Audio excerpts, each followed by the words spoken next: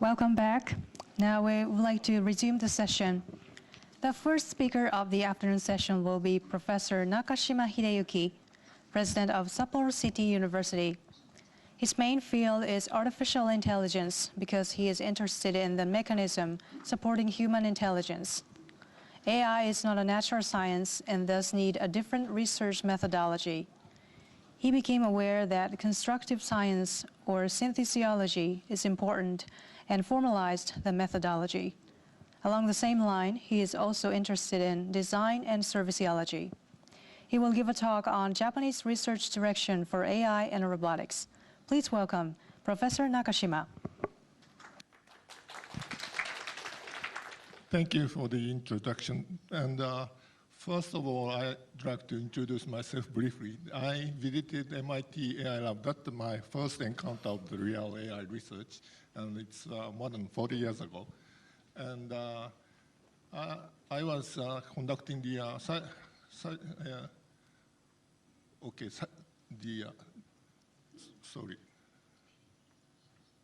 this one, Cyber Assist Research Center. At that time, Rodney was one of the international advisors there. And by the way, our use of cyber is earlier than the NSF cyber physical system.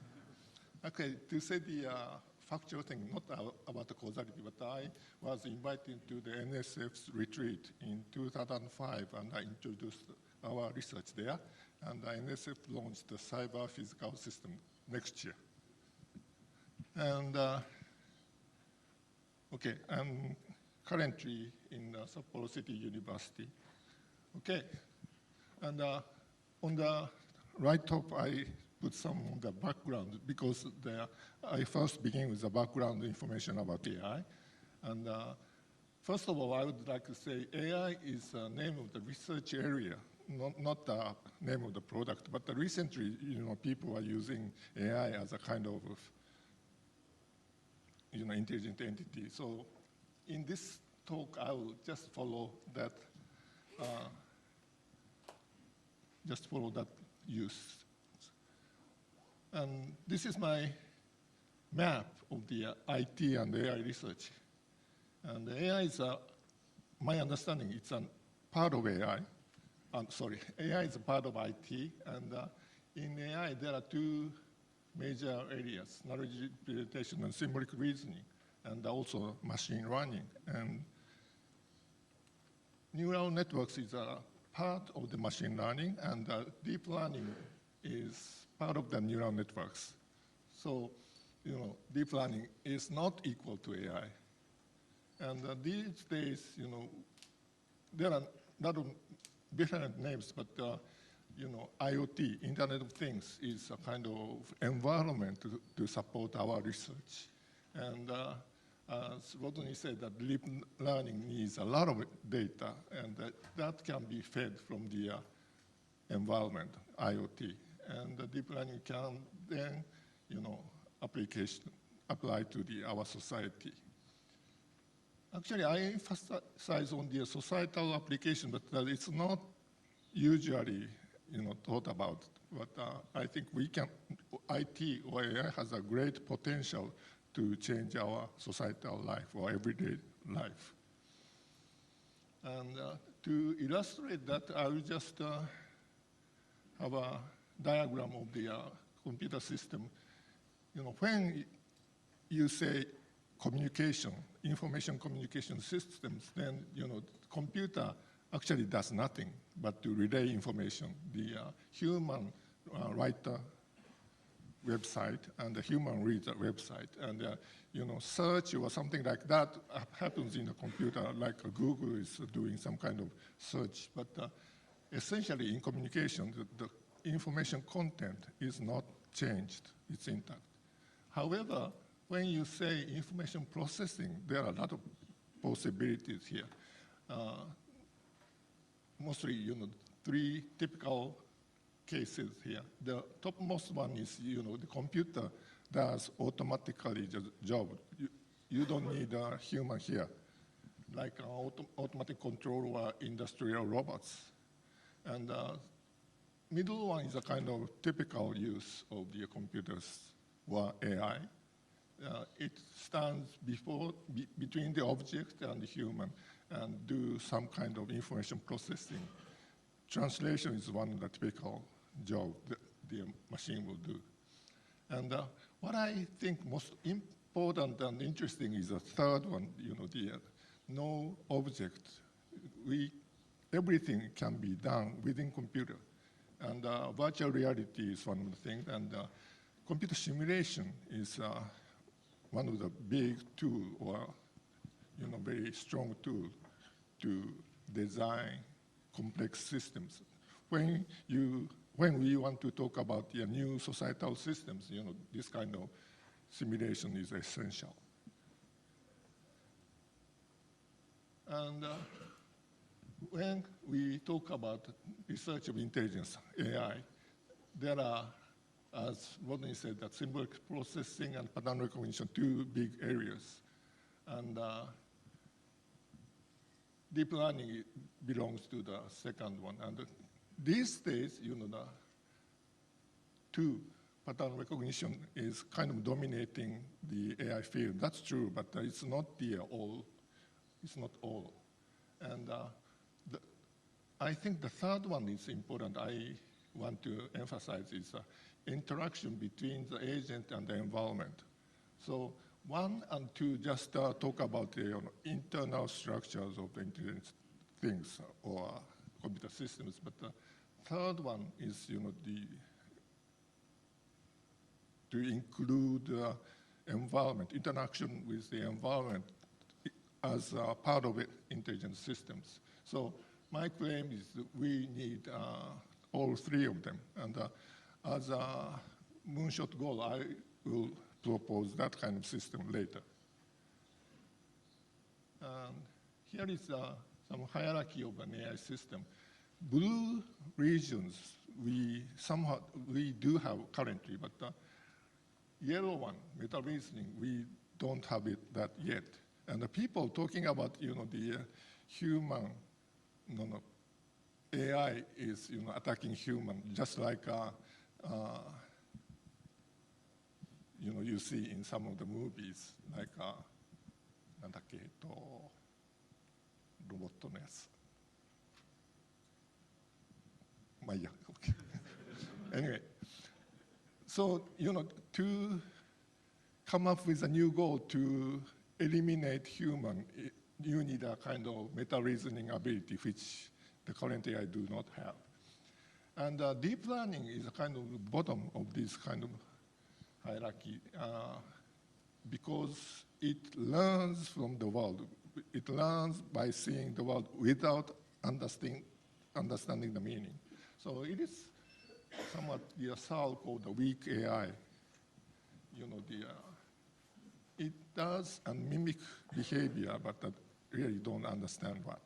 And so to understand the goal itself, we need some kind of symbolic reasoning. So with combining deep learning with symbolic reasoning, we may be able to construct a strong AI.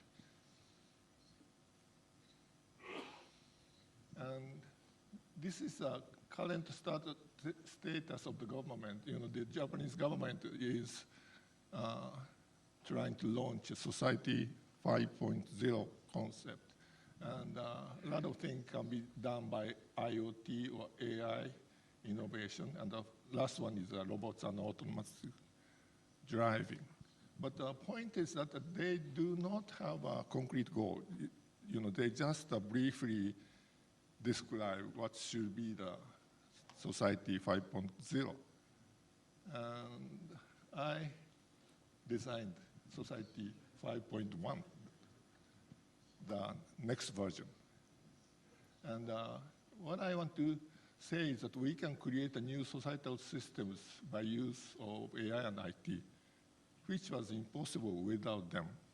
So it's not the replacement of horse by a robot. It's a kind of creating a new whole vehicle or something like that. And to think about the possibility, we can change the company organization or work style. Current company organization is by the membership. A person belongs to one company and work there, but we can change the style and we can make it mission-oriented. So whenever a new mission arises, the new group is formalized, and when mission is completed, they just go other missions. That's a possibility. And the political system, as you know, didn't change the system before the internet. So even the internet is not properly used in our political systems. Needless to say, the AI or other IT. And we have a possibility to change them directly. And someone says that the economical system is also changeable, like redistribution of wealth. People are afraid of that the AI steals our work, but as long as we can keep income, we don't have to work. That's, I think, is a better life. And education, because technology is changing exponentially. At the moment, when you graduate from the university, you can do your work for the rest of life with the knowledge you acquired at the university, but it's not no more true. So you have to keep learning all the time. And also, the meaning of life or how to spend our life, that will become more important. And the AI strategy by the government announced some of the things like AI as a liberal arts, and they claim that we have to raise 250,000 AI experts per year. The problem is that who teaches them? We don't have enough teachers. So one of the solutions is AI programs as teachers. So we have to change the education by use of AI, maybe completely. And I think liberal arts is a kind of important concept from now on. And the original liberal arts is Greek or that kind of age. But I'm proposing a new set: IT, theory of design, statistics, rhetoric, philosophy, human history, and art as liberal arts to be taught in the universities. Okay, another background, the human and AI and robots, they have a different ability.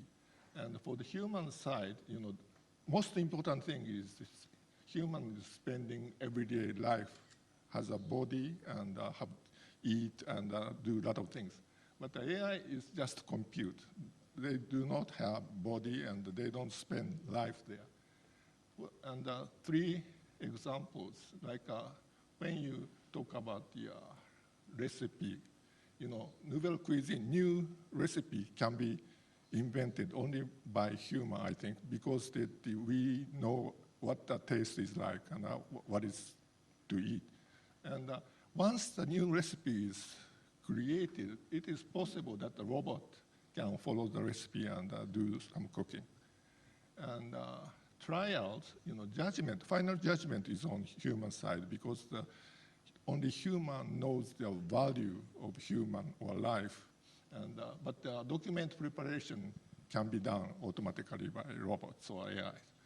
And as I said, that liberal arts can be taught only by human because it talks about value of human life. And technical education, professional education can be replaced by AI. And this is a proposal of the Moonshot.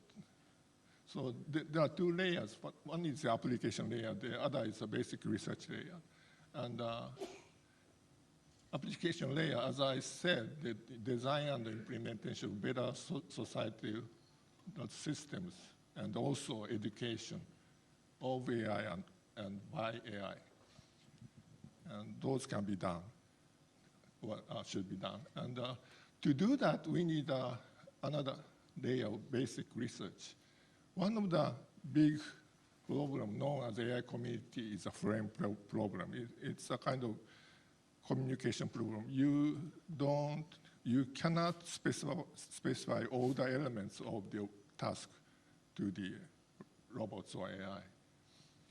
And I think, AI is a kind of talented assistant, a good tool, but to use a good tool very properly, we have to communicate our goal to the system. And that is kind of a problem we couldn't solve so far. And I'm seeing the possibility fusion, deep learning and symbolic reasoning can solve this problem.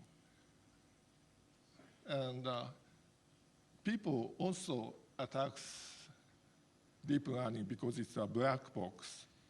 But I think it's a good thing because, the expert system in the 1980s failed because we couldn't program the tacit knowledge of the expert, or the expert couldn't express their tacit knowledge in explicit way.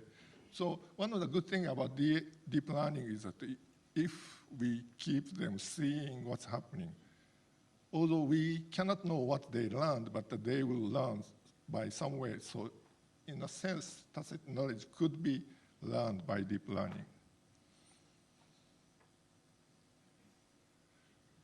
And to say a short, robot that collaborate with human is, needed. Or we will propose that as a goal. And the AI as talented assistants. And it's hopeful that we can communicate with the assistant by using the natural language. That is not possible at the moment. And this is similar to the Rodney showed this morning. We can always create a false example for the given network. This one,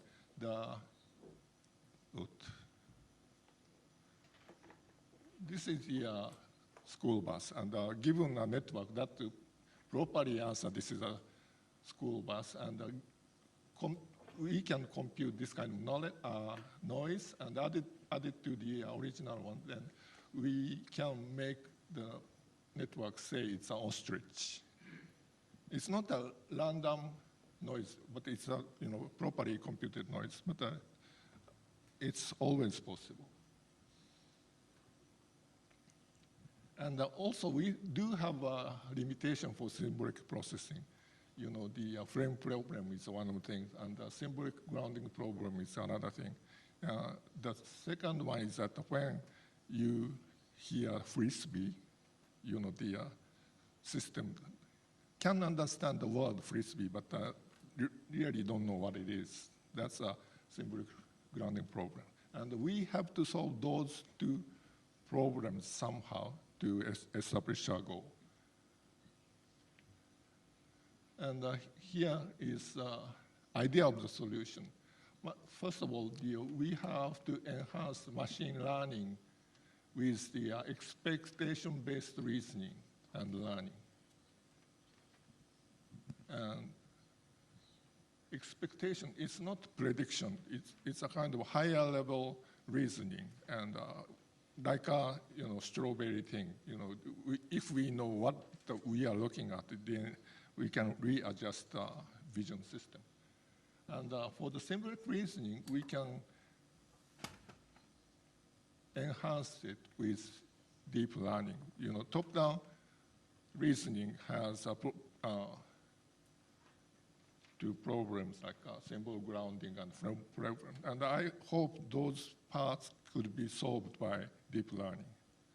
So if we combine those two, we can have a better or more complete AI. Then I do want to propose a concrete architecture. And this is, oh, sorry,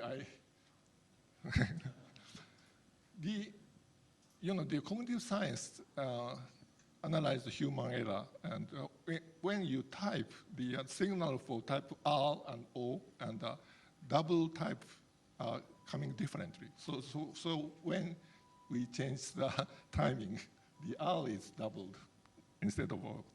Anyway, this is extension of Rodney's subsumption architecture, and also other people are talking about the Umwelt or autopoiesis or situatedness. The important thing is the interaction with the environment. Okay. And on top of that, I'm proposing a connecting symbols and deep learning. So environment here is, and this one is deep learning, and on top of that, we have symbolic reasoning. And then on top of that, we have another deep learning. Deep learning, learning what the symbolic reasoning is doing. And if you go further, stacking many levels, maybe we come up with a self-consciousness sometimes.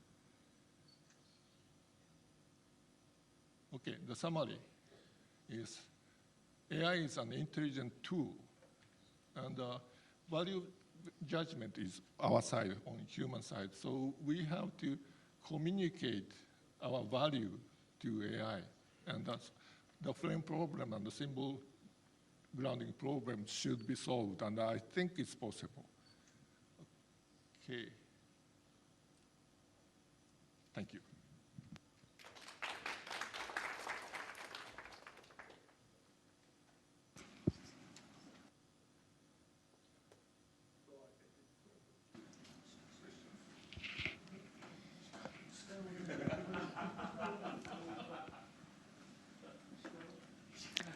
If you have any questions, please raise your hands.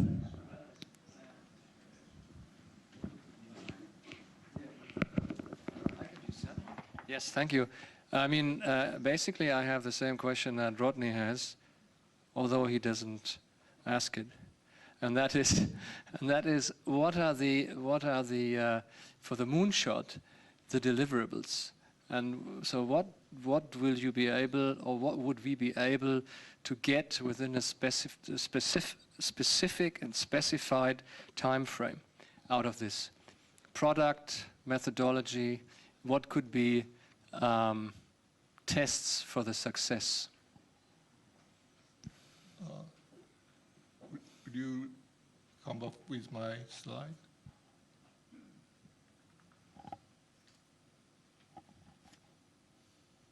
Oh, that's the end. So my proposal is the concrete one is the the realization of the architecture I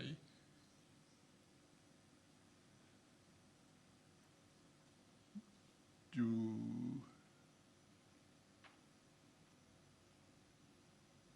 here.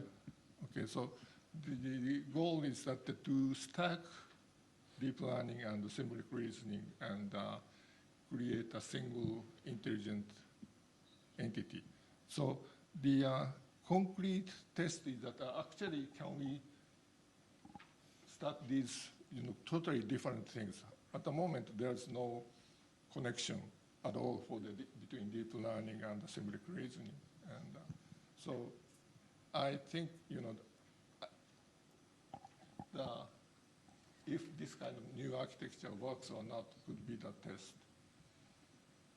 But could there be an example that you could give us what is not possible now, what would be possible with or possibly possible with the new architecture? Actually, when you try to use AI systems as your tool or as your assistant, at the moment you have to program them, and you cannot communicate with their natural language with them. So I don't think there's any system that can do that at the moment. And if we can come up with a new system, new intelligence system that can accept the work by human, by language, and do not do a lot of critical failures.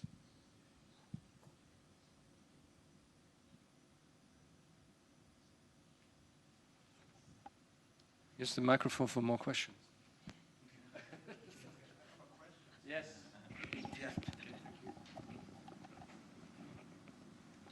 So in your proposal schemes, what is more, core technologies? So you mentioned the understanding the natural language, natural communication. That is a key issue. Without it, nothing happened. Am I right? I think so. How about just how to? Of course, we can come up with a very smart application like Roomba without language. But what I'm trying to aiming for is the use of language as a communication tool. Okay, also, one more question about how to use robot itself in these schemes. Maybe Roomba is one candidate, but maybe you have more concrete ideas how to collaborate with robot. So how to use robot. I think there are lots of things, but the most interesting could be housekeeping robots. And actually, in Japanese Society of AI has a series of scientific fiction writers, small articles from them. And one of them I like most is the robot that can collect garbage and the room very clean. And the point is that to tell the robot what's garbage and what's not is a very difficult task. Actually, it's a frame problem. Okay, collect the garbage after you were. A new frontier for me. So I want to try to clarify what level you mean this at. You said language, instruct the robot.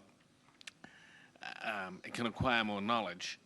Are you also saying that you want through without, and you said the interesting thing there is, I think you said, the interesting thing is being able to change what the robot can do without having to program it, but by talking to it. That could be done at different levels. At one level, it's just changing a knowledge base. At another level, it could change its conceptual structures, change its capability, So one thing would be, this is garbage, that is not garbage, this is garbage because, describe the reasoning. At another level, you could teach it philosophy, and it would start talking like Heidegger. So, where is the target in this? My conception is similar to the latter case. Teaching them every knowledge is kind of endless. Actually, garbage is a very interesting concept because if you have a receipt from some restaurant, usually it's garbage, but if you need it for a tax claiming purpose, it's not garbage. And so to understand what the garbage is, the robot must understand the whole social life. And to do that, you cannot teach by examples. That's what I'm targeting.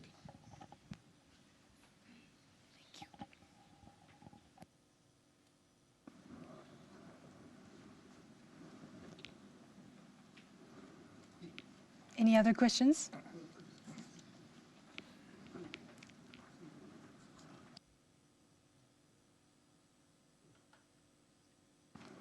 Thank you very much, Professor Nakashima.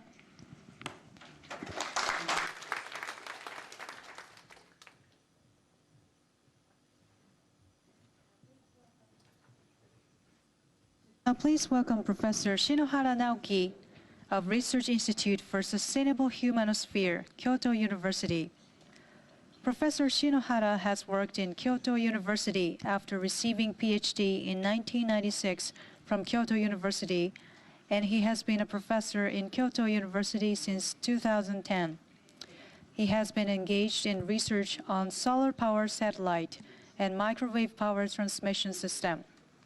He will give a talk on solar power satellite toward unexplored frontier with novel technologies.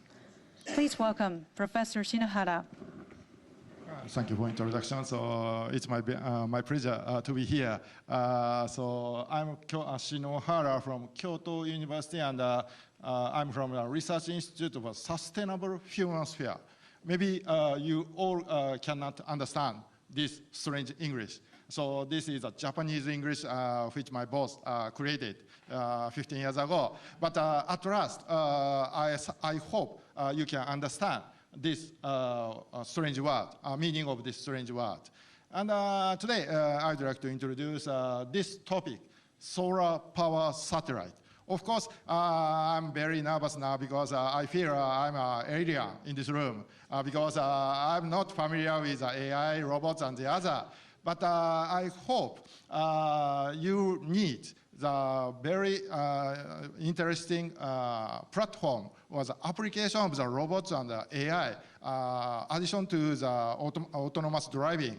So, and additionally, please remember this topic of the working group 3, expanding frontiers. And in this program book, you can see the word of the satellite and space in the as a MS goal in this working group 3. So today, as an application and as a platform of AI and robot, and to expand the frontiers with help with space, I'd like to introduce this technology, and I do hope you would be interested in this technology. This one?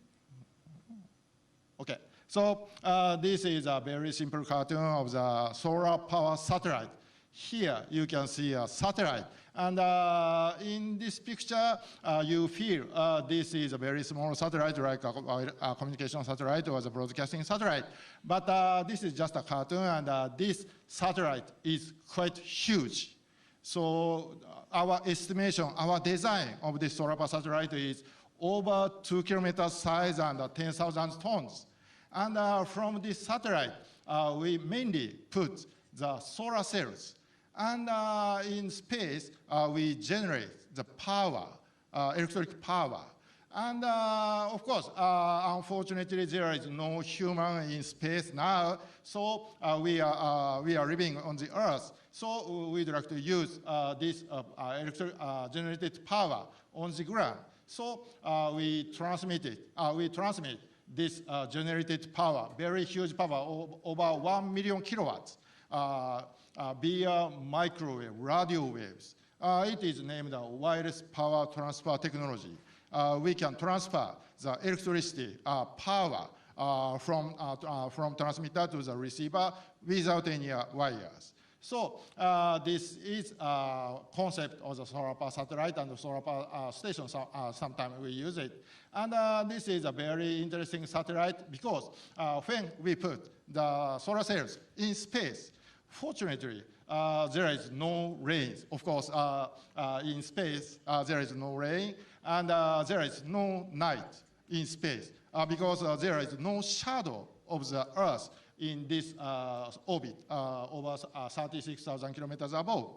And additionally, this wireless power transfer technology can be transmitted without any attenuation, even in the rain time or the cloudy time. So when we launch these solar cells in geostationary orbit, fortunately, we receive the very clean and CO2-free, stable power from the space.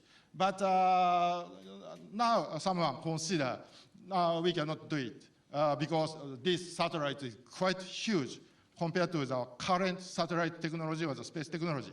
But please remember it. We are discussing about the Moonshot program. So I would like to introduce this technology and related technology with help of the AI and robotics. So this is a brief introduction of the solar power satellite. And this is a significance of the solar power satellite. And it includes two big significance.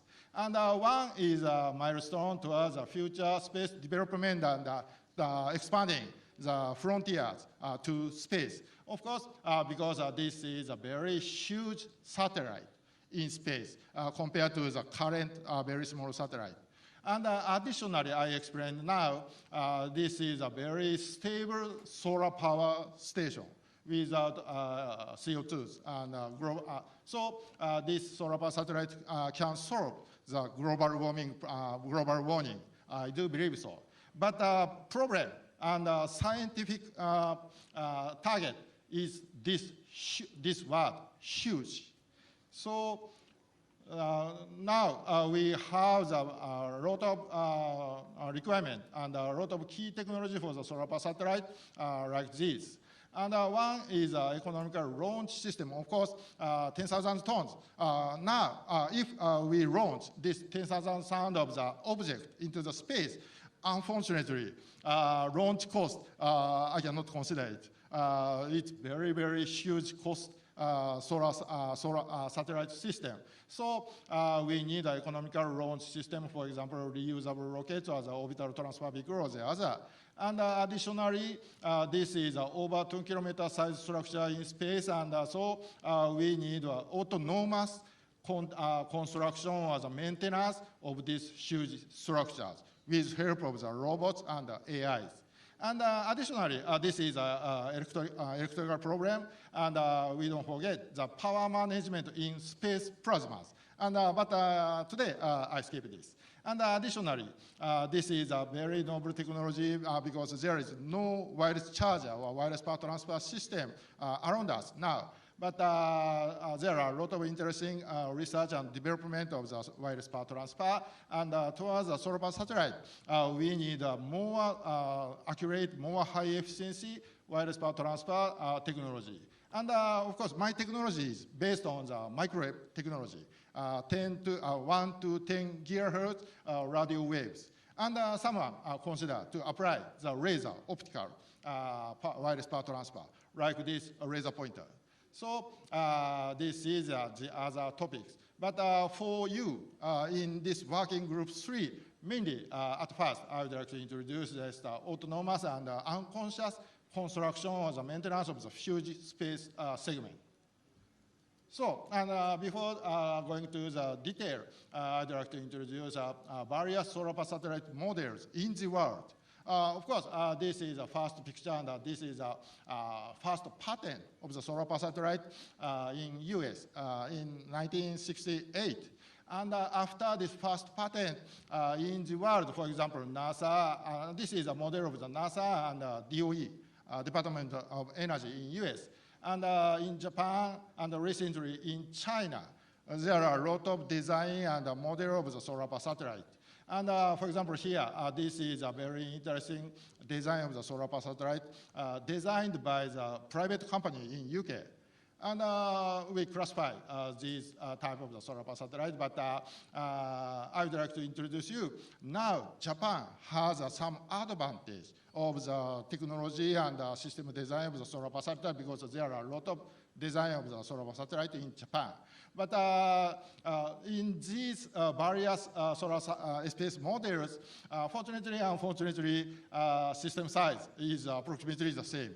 1 gigawatt, 1 million kilowatt power, a few kilometer size, and 10,000 tons. So we need the autonomous construction or the autonomous maintenance in space. Of course, except this solar power satellite, we need robotics and AI technology for space development because we cannot reach into the space, unfortunately. Especially in Japan, we usually cannot be launched into the space. Of course, in US, in Europe, in China, someone can go to the space. But especially in Japan only, maybe, we cannot go to the space directly. Of course, via NASA, some Japanese can reach the space. But by Japanese own technology, unfortunately, we cannot go to the space just now, unfortunately. So we need the help of the robots and the AI. And this is a scale image of the space structure.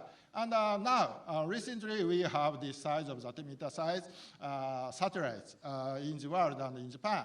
And this is the largest space structure in the world and International Space Station. And the size of this structure is approximately 150 meters. And this size of the 1 kilometer, 2 kilometer is a solar satellite. But this is not a final goal. This is just one milestone towards unexplored frontier. Our final goal is a space colony. Of course, this is like a science fiction, this is like a dream. But please remember, again, we are discussing in the Moonshot project. So this is, of course, this is a very huge construction. And, but at first, I'd like to introduce this size of the 1 to 2 kilometers space structures.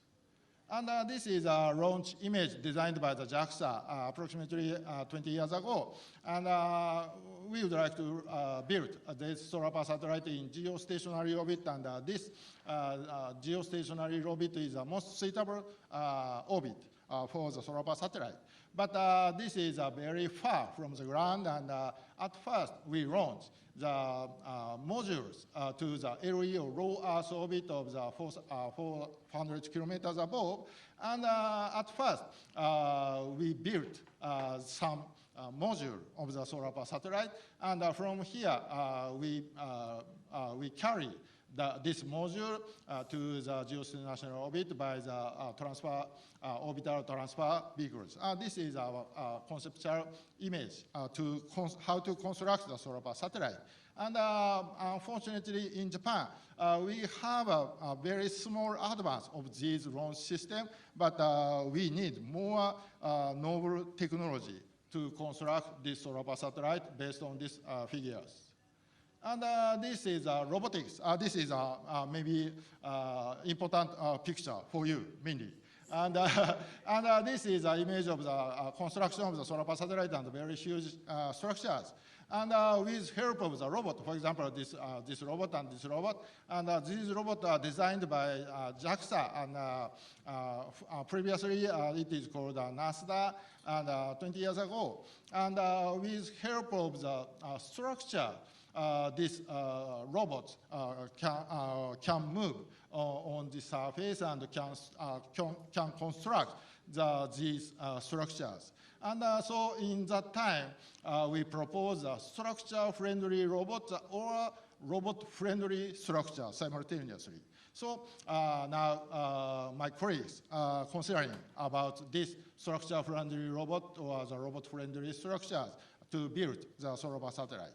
And so we need the help of the robot. And additionally, if possible, AI, because maybe there is no human on this surface in near future, even in near futures. So, and this is a test bed of the automatic construction of the solar power satellite structures. This is carried. This is experimental pictures by JAXA's, very old pictures. But now, like these experimental pictures, we are considering about the autonomous expanding of autonomous construction of the solar power satellite, such a big structure in space.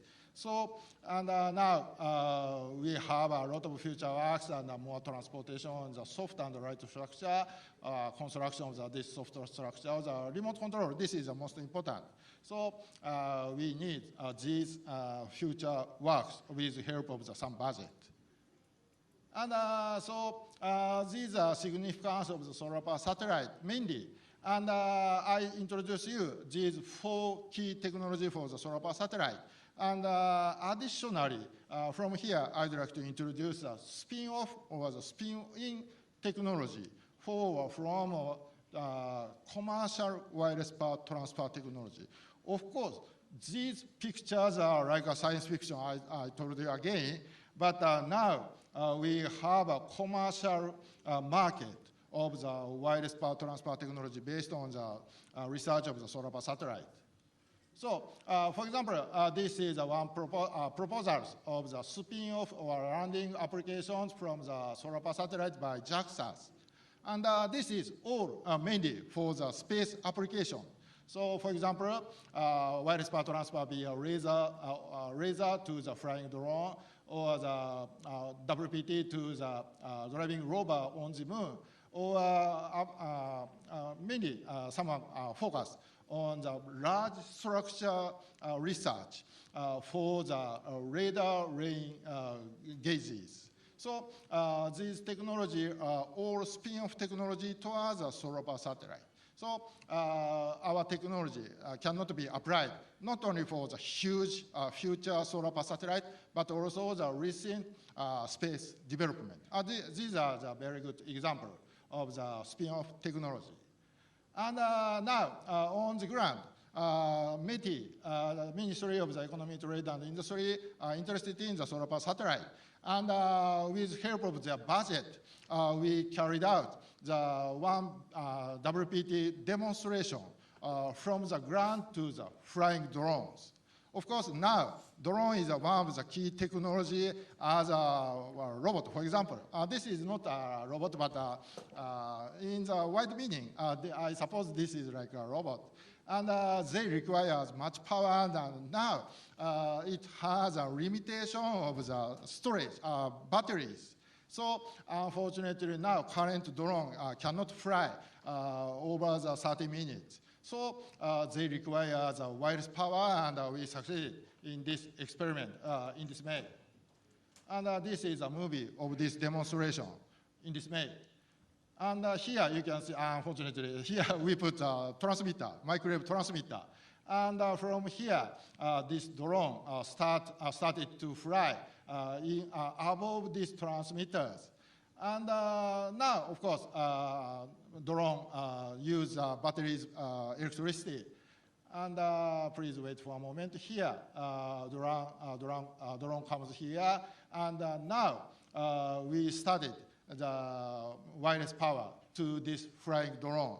Of course, transmitted power is 1.6 kilowatt, and received electricity was only 24 watts. And it depends on the distance and theory of the radio wave power. And this is evidence of the receiving microwave power. And now we keep this research with help of the other budget by JSTs. And, but this technology is one of the hopeful application and the spin-off technology of the wireless power transfer of the solar power satellite, I think so.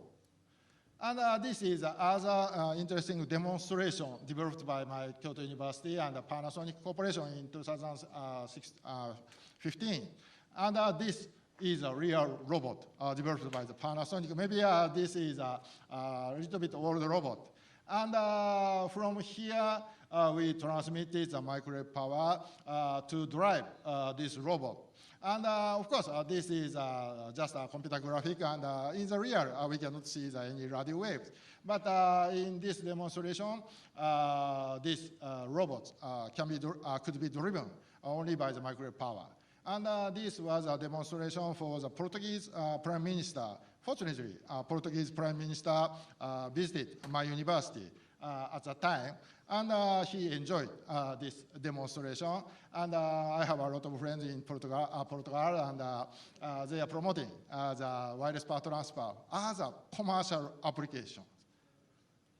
And this is a real commercial product of the wireless power transfer.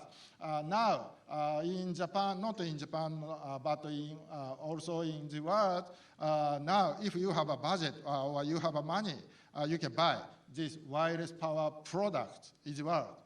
And these pictures indicate the inductive wireless charger.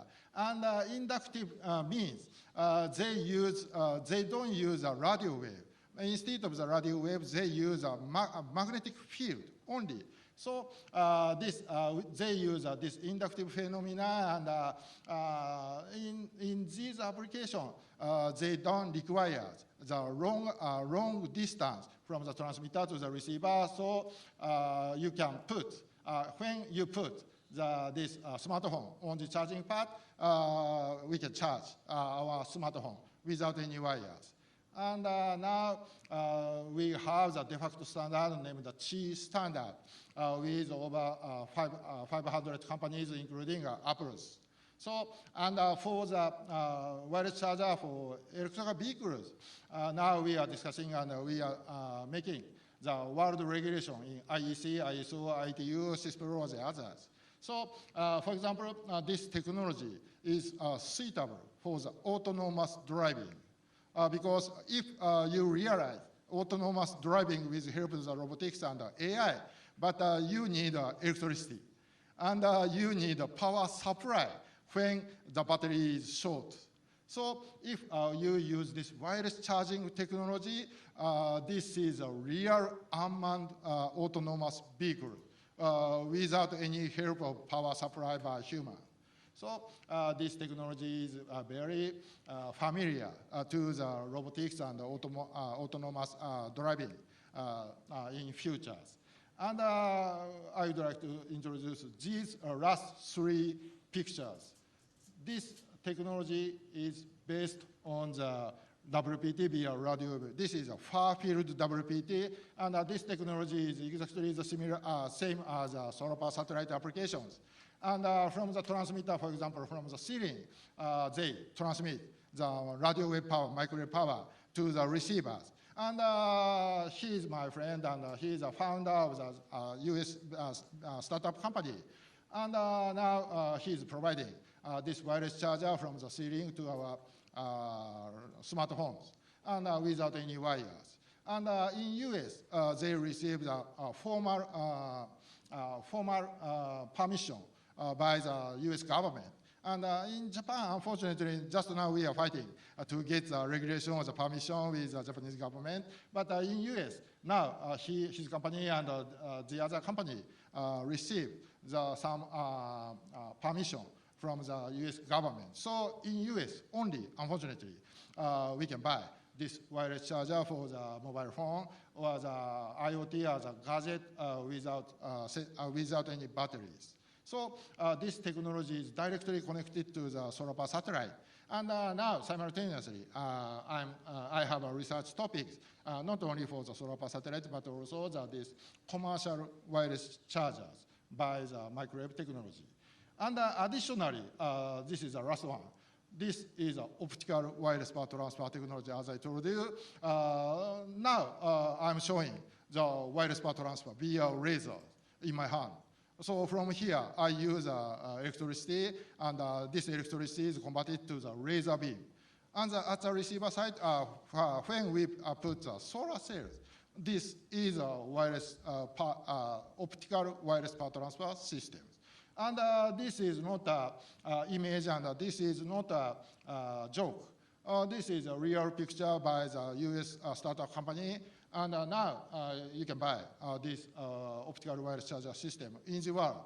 Of course, they use optical laser frequency, and they are not under the Ministry of the Interaffairs and Communications. So these are the commercial wireless power transfer products in the world. And towards the solar power satellite, we have a very good research and development now. And of course, as a Moonshot project, solar power satellite is one of the very good example as goals. But we have a very excellent spin-off technology from the solar power satellite. And so, as I told you again, WPT is suitable for the autonomous and unconscious system, like robot and AIs, I think so. And this is a discussion status and a report from the ITU. ITU is the International Telecommunication Union. It's like a United Nations of the radio waves. And in this year, in this June, we negotiated to publish this report of the future commercial wireless power transfer system And we reached one agreement to publish these tabulas. We need 20 years to publish this tabula of the wireless power transfer because we need harmonization of the interference, harmonization with the commercial wireless communication system or the safety problem. So, but at last, in this June, we reached one agreement to promote these systems of the wireless power transfer system. And this is one agreement in the United Nations, the Radio Wave International Telecommunication Union. But based on this agreement in the ITU, Japanese government start the discussion of the WPT regulation in MIC, Ministry of the Internal Affairs and Communication, and we'll decide it before the end of the fiscal year of the 2019. Unfortunately, at last month, in this fiscal year 2019 was just 2019. But now we have a very tough negotiation. And there are a lot of conventional wireless communication as amateur radio or the other. So unfortunately, the decision time is late. But in the end of the fiscal year, so next May or next April, we do hope we will reach an agreement of the commercial wireless power transfer regulation in Japan. So this is the current status. And so this is my almost last picture, roadmap to the solar power satellite designed by the METIS 2 years ago. I'm so sorry I cannot translate it into English. It's very a lot of Japanese words, but please see. Until around the 2023-24, we would like to summarize the experiment of the WPT on the ground. And after 2025 or 2030, we would like to move it to the space applications. And with help of the small satellite or the other. And our final target, commercial solar power satellite, 2 kilometer size satellite and 1,000-ton satellite, will be launched in 2050. So this is our final goals. And now we have already received some budget from the METI, and we have already finished these phases, grand WPT experiment and WPT to the flying drone. And now we have the next budget from the METI, and this is ongoing status now. But additionally, we have a very good spin-off for the commercial application of the space application from the solar power satellite. But unfortunately, around here, there is no guarantee of the budget for the solar power satellite and the wireless power transfer. So I have to fight to get the budget towards the solar power satellite. And this is last figures. So this is the significance of the space. So this is a real significance of the solar power satellite. This is very simple. Now we are living on the Earth only, but the size of the Earth is limited. So to solve all problems, please move to the space and please expand the frontier to the space. And this is a very famous global simulation named Limit to Growth by Roma Club. And as you know, we finished and we agreed with the Paris Agreement a few days ago. But unfortunately, global warming is advancing, and unfortunately, there is no good solution to fight the global warming. And in 1970, Roma Club showed us the limit to growth, limit of the Earth around this 2050 or 2030. So after this global simulation, we are very concerned about our future of the Earth, human itself. But my friends carried out the similar simulation with help of the solar power satellite. And this is the same parameter, simulation with the same parameter, and they add the solar power satellite parameters only. And as a result of this new limit to growth, here, please compare these figures. Here you can see some limit to growth, but there is no limit to growth now if we realize the solar power satellite.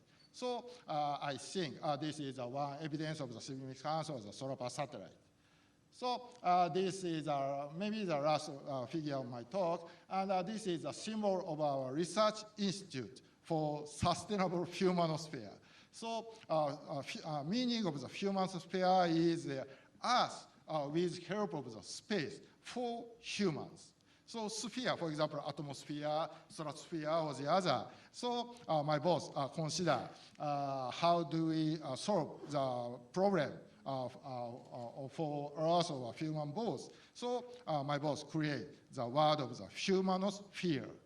So it means, so we usually consider to solve to reach the sustainable development goals with harmonization with the human and nature like this picture. This is a very beautiful picture, but I think this is not enough. So please go to the space. And with help of the space, and there is no limitation in space. So in my research institute, this is one of my answers. Please consider the space development to reach the sustainable development goals with help of the science and technology. And this is the last picture. Of course, everyone knows this is a famous speech. And so yesterday and today, you have already heard this word. We choose to go to the moon. But today, I would like to change this word.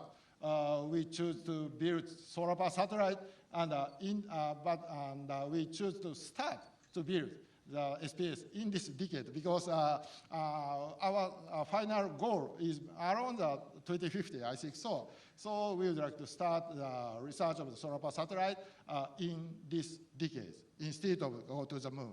So this is my last talk. Thank you very much. Thank you, Professor Shinohara.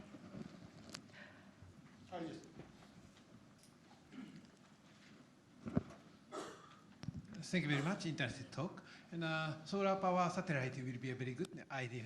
But transmission efficiency and also safety will be some problem.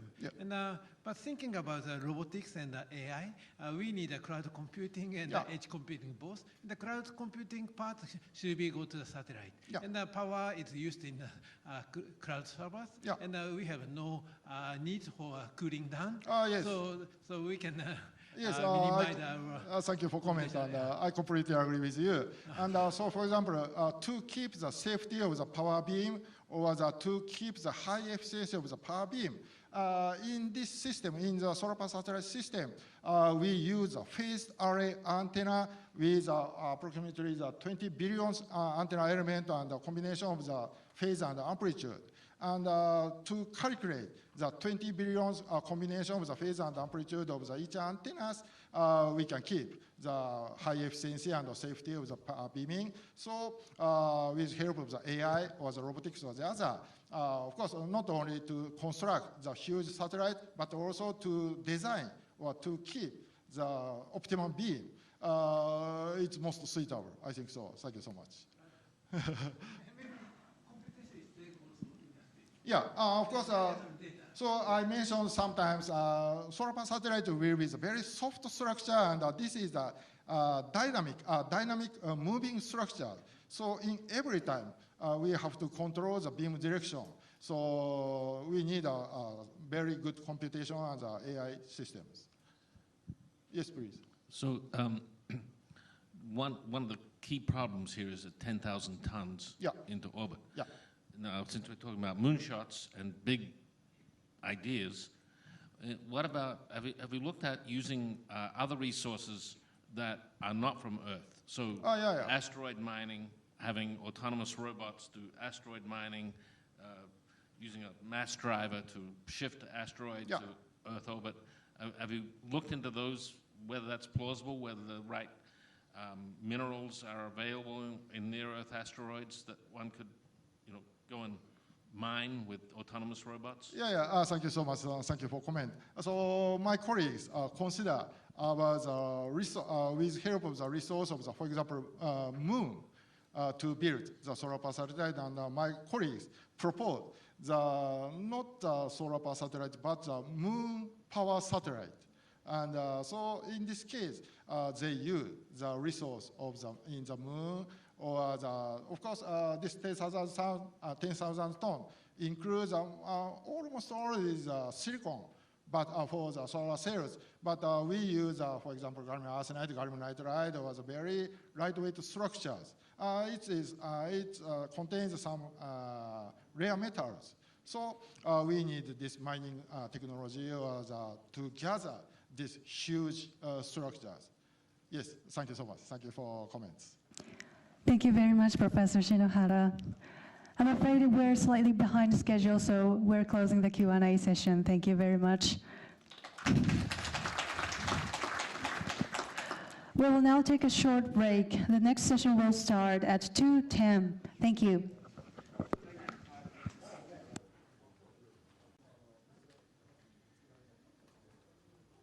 Now we would like to proceed to the discussion session.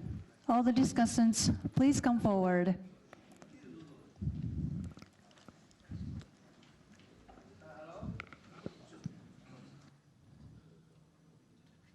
Okay, please, Rodney.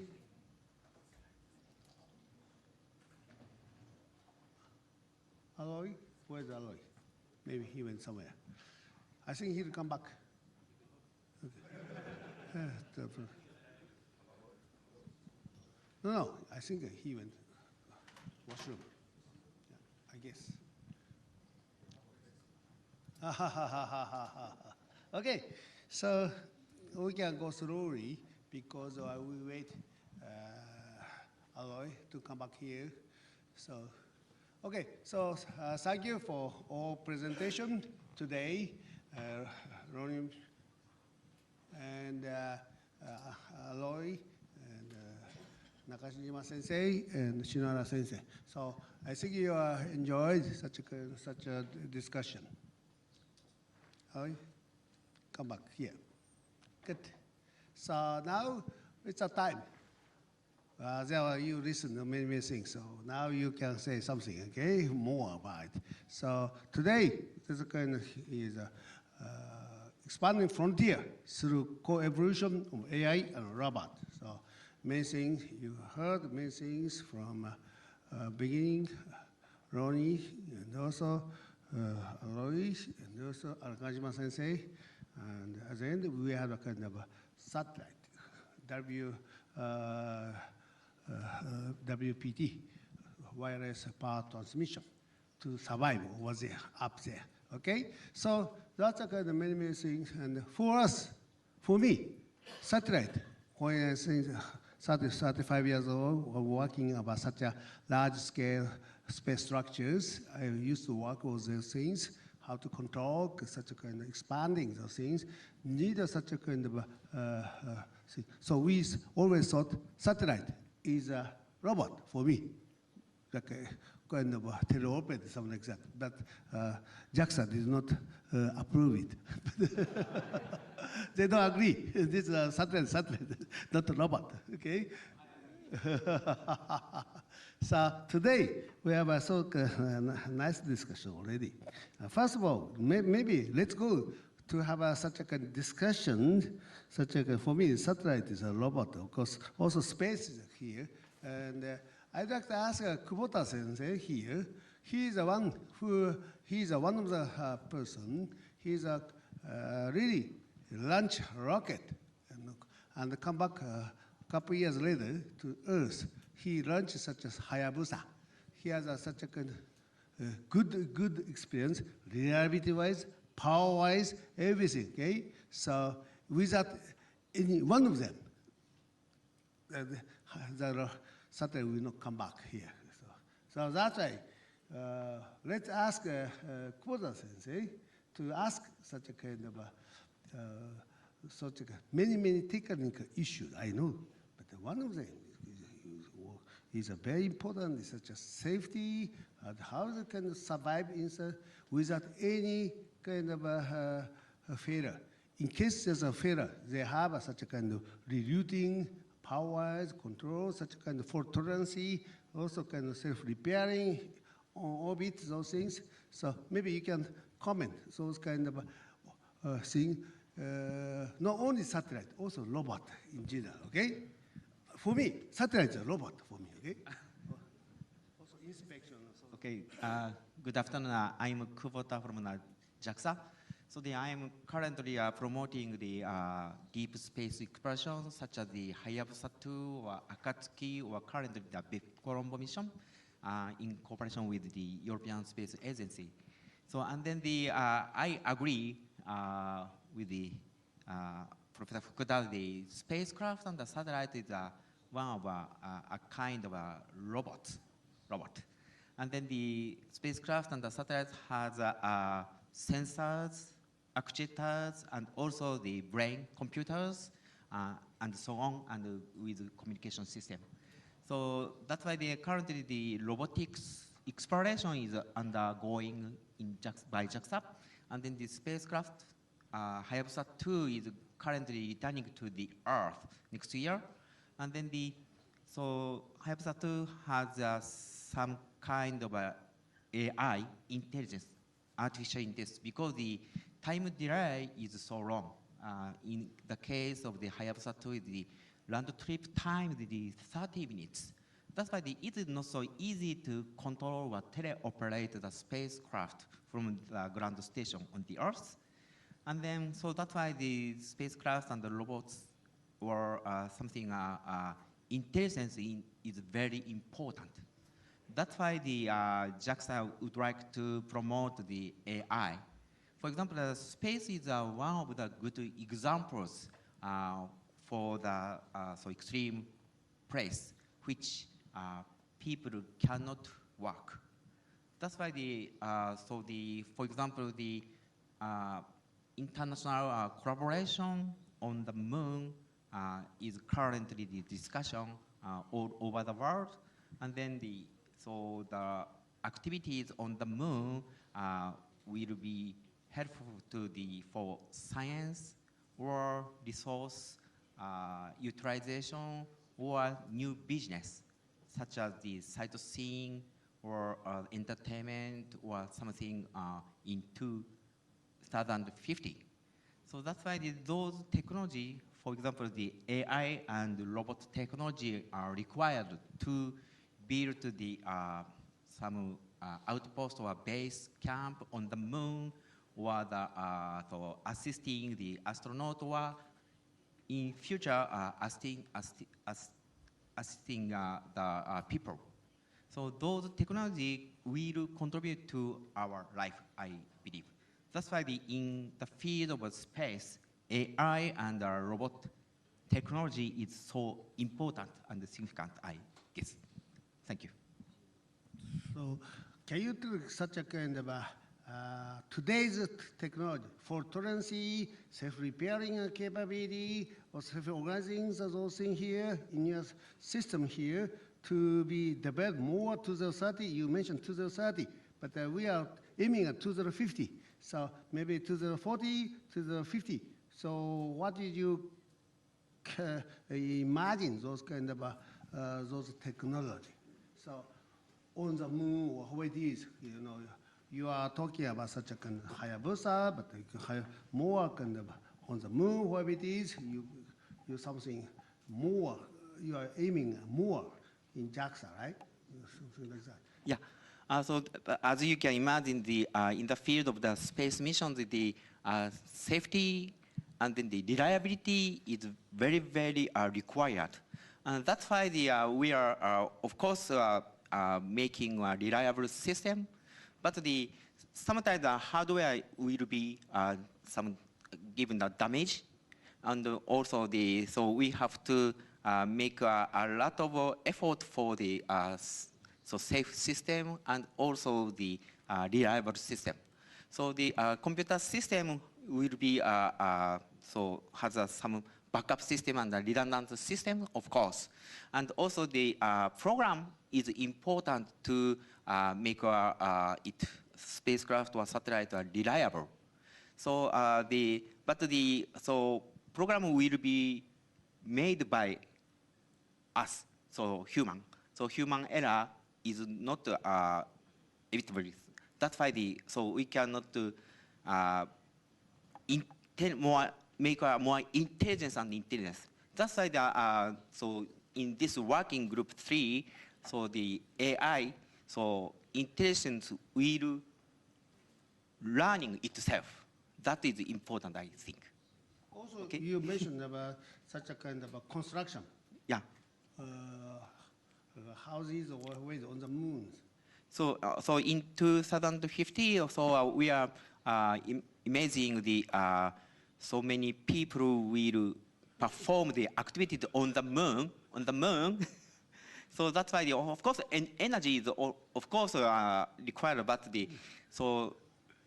human will stay for a long time on the moon. Of course, residence or base is important, required. That's why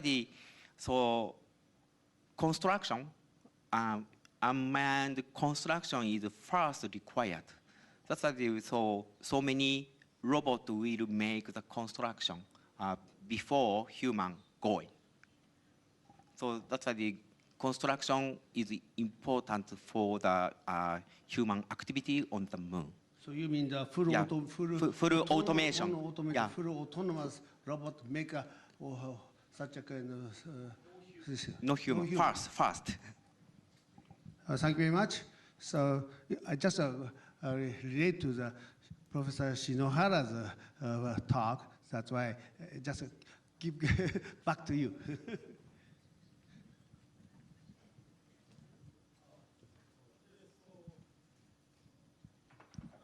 So thank you for comment. So I completely agree with Professor Kubota. And at first, AI and robotics, autonomous and unconscious space development is most suitable, especially for Japanese.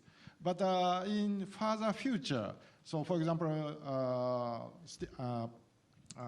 Elon Musk or Jeff Bezos, they told us and they gave a speech about immigration to the Mars. Based on their huge money. But this is their company just now. So their aim is to immigrate to the Mars. And this is not a science fiction, and this is an ongoing company's program.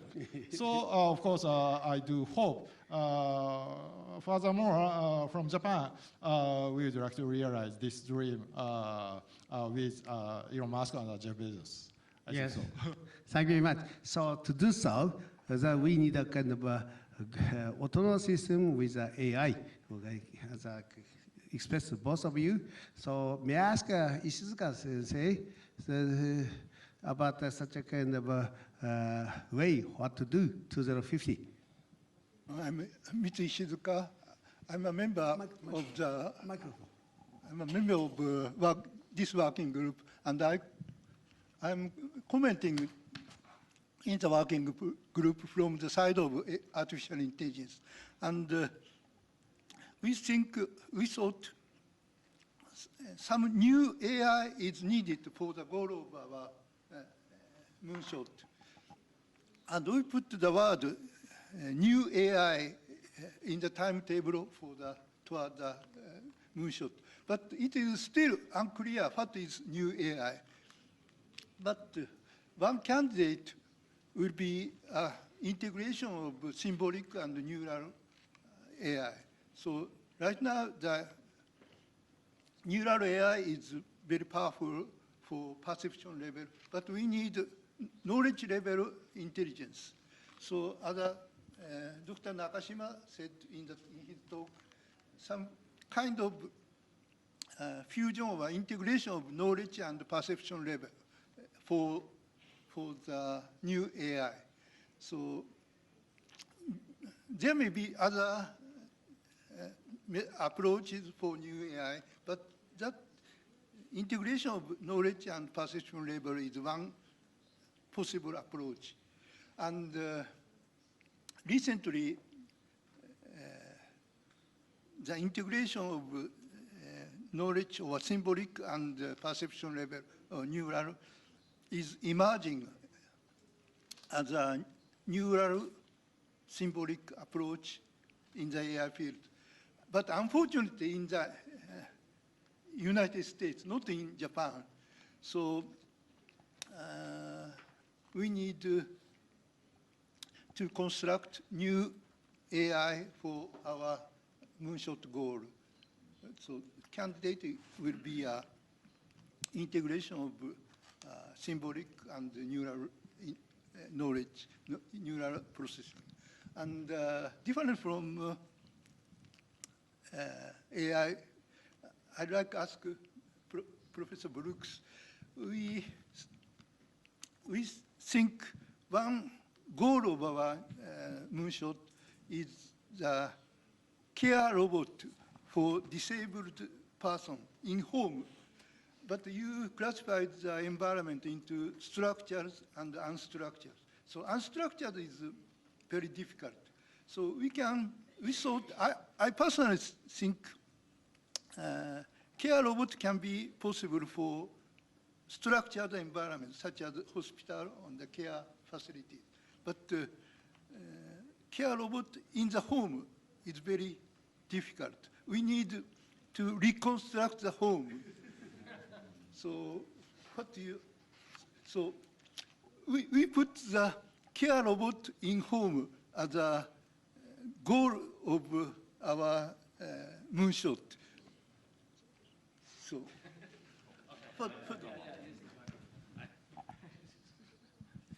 Thank you. I almost tried to talk into the lamp.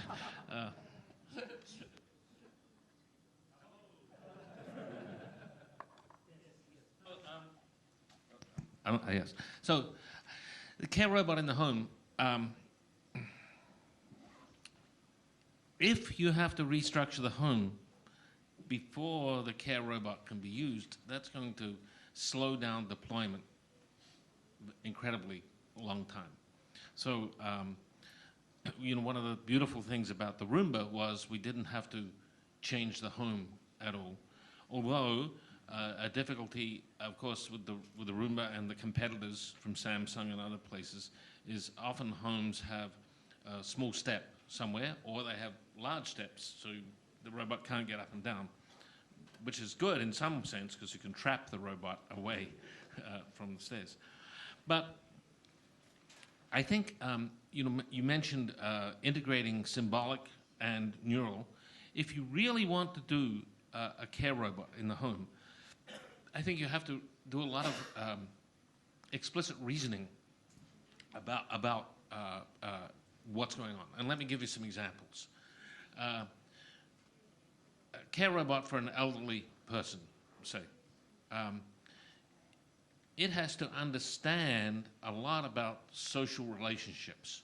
So when the daughter of the elderly person comes, it should let them in, it should give them free access. But if it's a repair person coming to fix some problem in the, you know, in the washing machine or something, the robot should treat them very differently from a relative. Likewise, you know, as we get older, even if we don't have dementia, we start to lose access to nouns, for instance. So right now, when you talk to Alexa or you talk to Google at home, you talk in complete sentences about things. But as someone gets older, they say, I want the thing, over there. So the robot has to understand the human's intentions and make inferences as the person gets older. I get like that already. So there's a whole bunch of common sense understanding of human behavior and understanding an elderly person, if it's elder care, that has to develop over time, and the robot has to change its relationship to the person as they get older. And I don't think we can expect that deep learning can do that by itself. I think we have to expect a much more symbolic sort of understanding of the world. So I would say that in terms of a Moonshot proposal, a robot that can take care of an elderly person in the home is a moonshot proposal. From my perspective in starting companies, I have said that I think it's too early to start a company about that because we don't have enough lab demonstrations of the capabilities. And at least in the US, we have no avenue for how it would be paid for under medical benefits or anything like that. So there's a bunch of questions about how to deploy, but I think it's important for the research to happen, and I know there's various places in Japan and various funding agencies that are funding some aspects of that research, but I consider that to be a really important social goal, and which could really push on AI to integrate symbolic and symbolic reasoning and deep learning. So I think it's a very interesting area to consider for Moonshot. Hi. So related with elderly care, and also in Japan we need babysitting. So female should go out to work, and maybe all age of a family need a new AI robot. So that kind of robots living with human beings, that will be a very important topic for the Japanese future, I think. Yeah, may I? Yeah, I mean, may I return to the space robotics again, because there seems to be some interest. Yeah. I mean, there have been, I mean, whether it's a robot or not, I think is not so important, because a robot typically has an actuation component, right, which satellites typically don't have yet.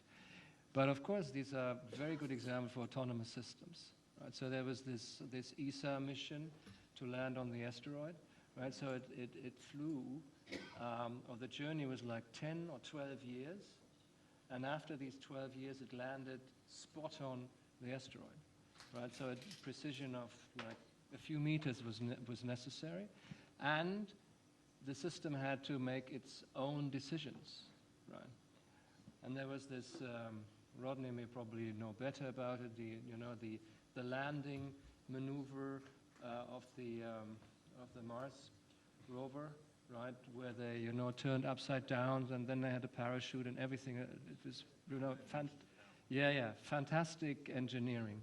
But there's one thing that I'd like to bring into the discussion, and that is emergent behavior. Right? And emergent behavior is somehow the holy grail of AI. It has been for a long time, but nobody seems to ask for it. But if you have a system that runs for decades on its own, and has to explore completely uncharted areas of space, deep space, I mean, what else can you do? I mean, you have to be able to handle situations that nobody's been in before, that no programmer has foreseen, and you have no connection to Earth, right? It's not only that it's because it's too long, 30 minutes, it's could be years. Now, what would the system do? Emergent behavior is I think, something that should also be put on the agenda of the.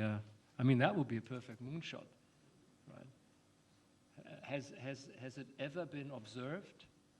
I think I remember that Rodney once wrote an article or mentioned that he spoke to Google, and there was never any emergent behavior observed in these millions of servers. Right? So how do you create that? What about creativity, fantasy, all this kind of stuff that makes us human? How do we transfer that to a machine? And for the space missions, I think that is absolutely. It may sound a bit esoteric, but for the space missions, I think it's absolutely essential to have that.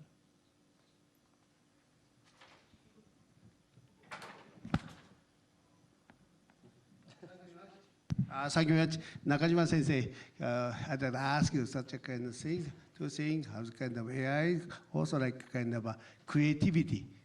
Second, creativity by AI. That's like a discovery what it is. That's as Alois just mentioned. Actually, creativity for me is just a random generation. So that computer can do. But the hard part is evaluation, and that must be, done by human. I mean, it is related to a lot of value judgment. And actually, we are doing some kind of project to make computers write a novel, the short like Hoshi.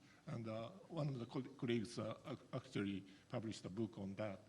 And most difficult part of that is to come up with the ending of the short story, because it has to betray the expectation of the readers. And but computers doesn't have expectations to begin with, so that kind of creativity in novel writing is very difficult. I think that was a good observation.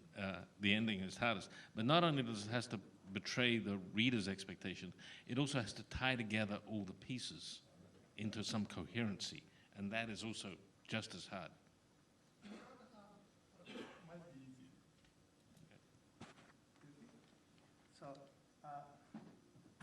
Nakashima Sensei, also one more is not only creativity, one more is kind of such a kind of explainable things with a knowledge about the knowledge, symbolic, such a kind of things. And that's also, here we have some discussion, I guess. You already mentioned here, but by 2050, maybe you can say to the 30, to the 40, you can tell what you think. Because it's just time stamp wise, because nobody can tell so fast. Okay, explainable AI depends on what you expect from the AI to explain. But first of all, I don't think we have to ask the deep learning to explain what's it learned. And Maruyama-san of the preferred network actually said we can have a new science, the high parameter space science that human cannot understand, but deep learning could be able to formalize. And so I think if we use the deep learning for that direction, I think it's more promising. And however, when you teach to human, like when we teach for the university student, it's easier than to teach the same thing into a junior high school or elementary school students. So, the explanation itself is a kind of very difficult task to pursue, and I think it has a value in that. And let me just add one thing.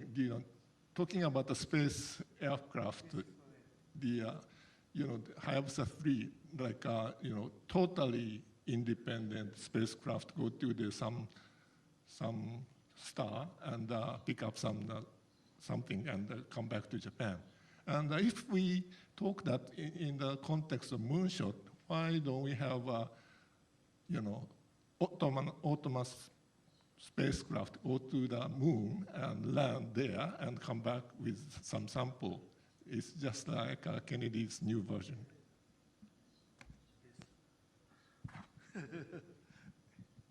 Question? Do you want to say something? Hayabusa 3.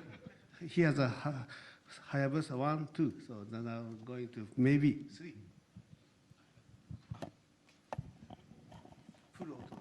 Full autonomous. So that is just a dream. So so I would like to say one thing. The Hayabusa 2 succeeded in touchdown to the asteroid twice, but during the rehearsal, Hayabusa 2 descended to the surface at altitude the 100 meters.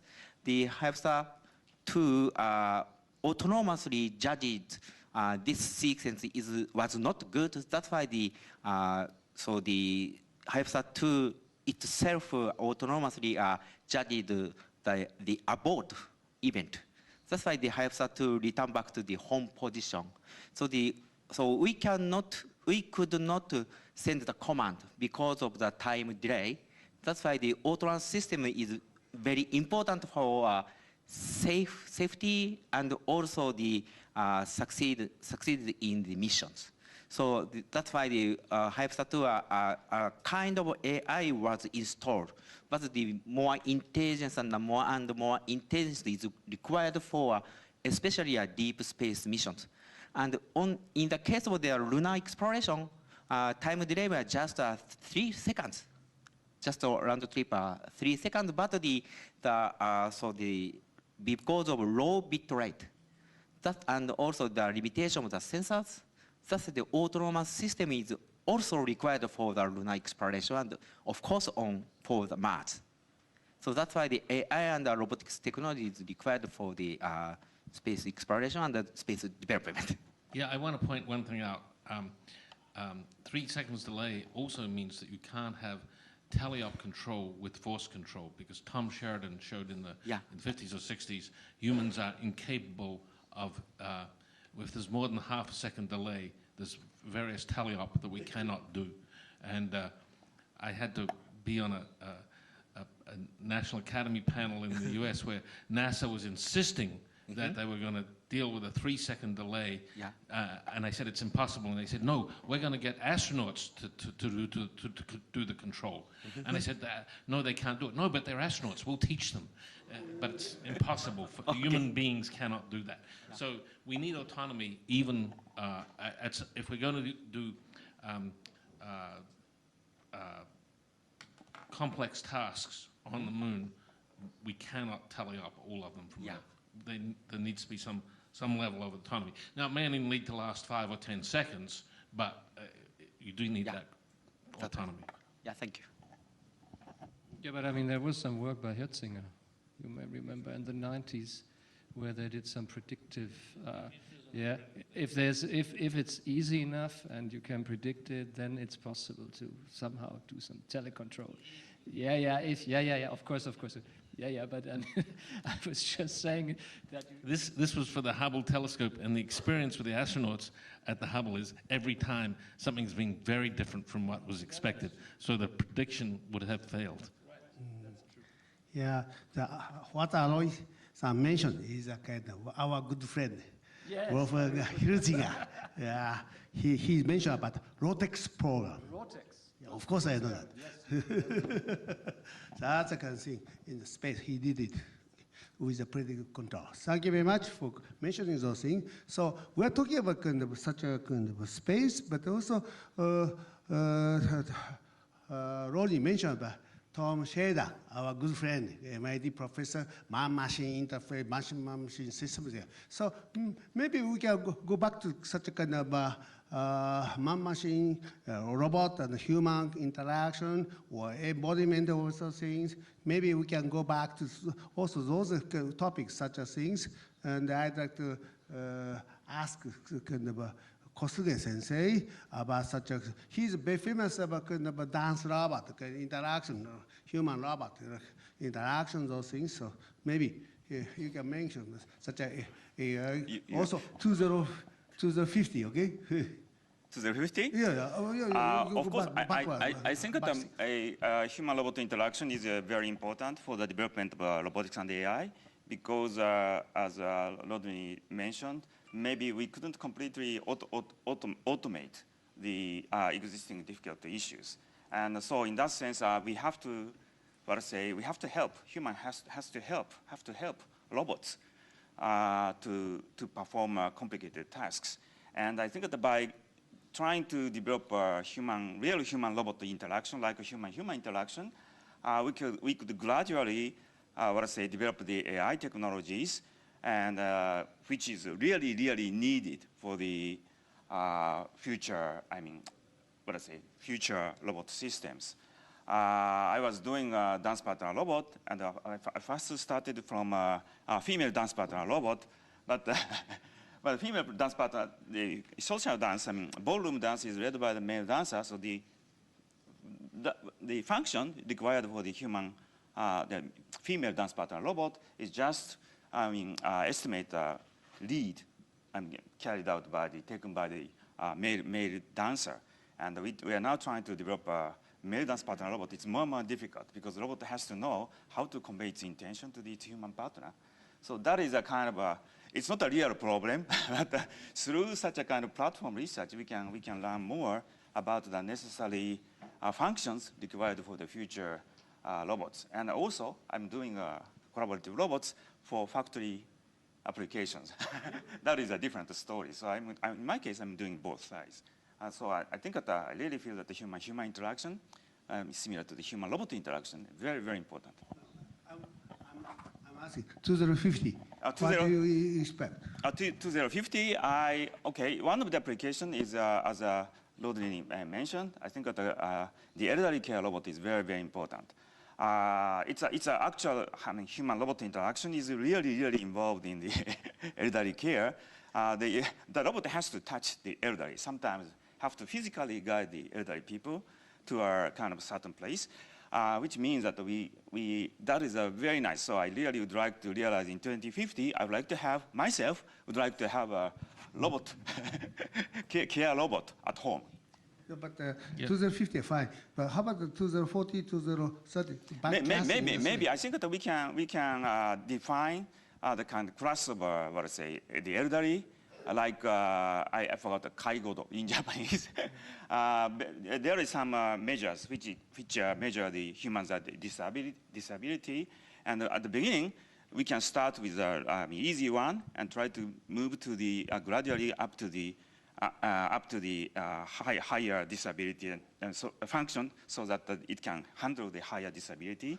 And maybe in 2040 we can bring some robots into the elderly care house. Okay, in 2030 maybe we couldn't completely realize it, but we can partially realize the robots which can be used in the elderly care house, something like that. He's mentioning about the care level 1, 2, 3, 4, 5. Okay, I want to follow up on the human-robot interaction, because I think what we do know in certain countries, people leave their homes to go into elderly care when they can no longer get into and out of bed by themselves.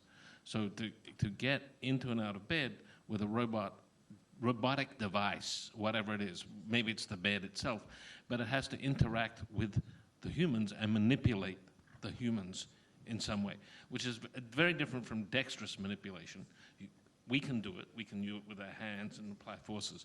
So I think there's some milestones that could be put there on which are, shorter term than 2040 or et cetera, because it's not so dexterous. But I'd like to go back to space, if I could, because there's actually an interesting thing there that we haven't talked about. I talked this morning about how deployment is very difficult, and Masa-san yesterday talked about 100% for construction, 100% automating that. I've spent quite a bit of time looking at the construction industry around the world. It's a very hard industry to disrupt. And it's very inefficient.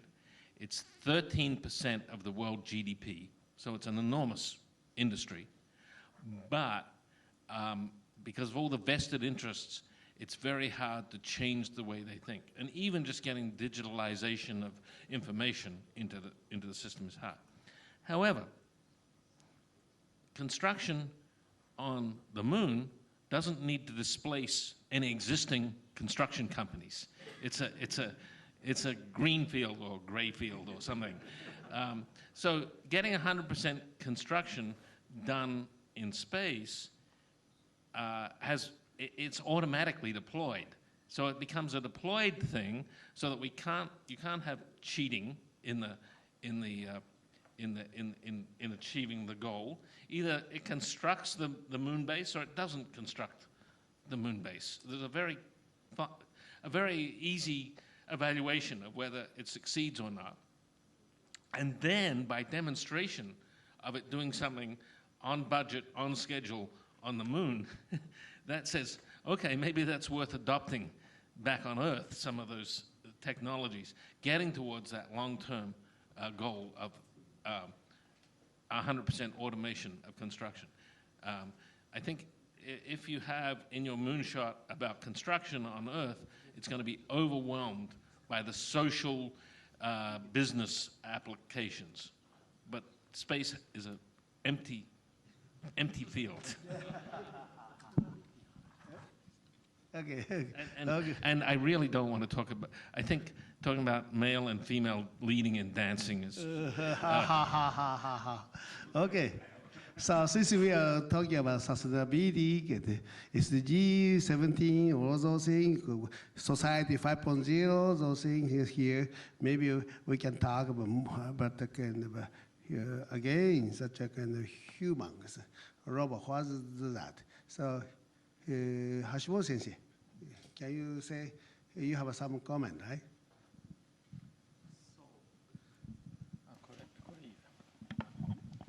So I'm afraid to change the topics a little bit from the space to our daily life.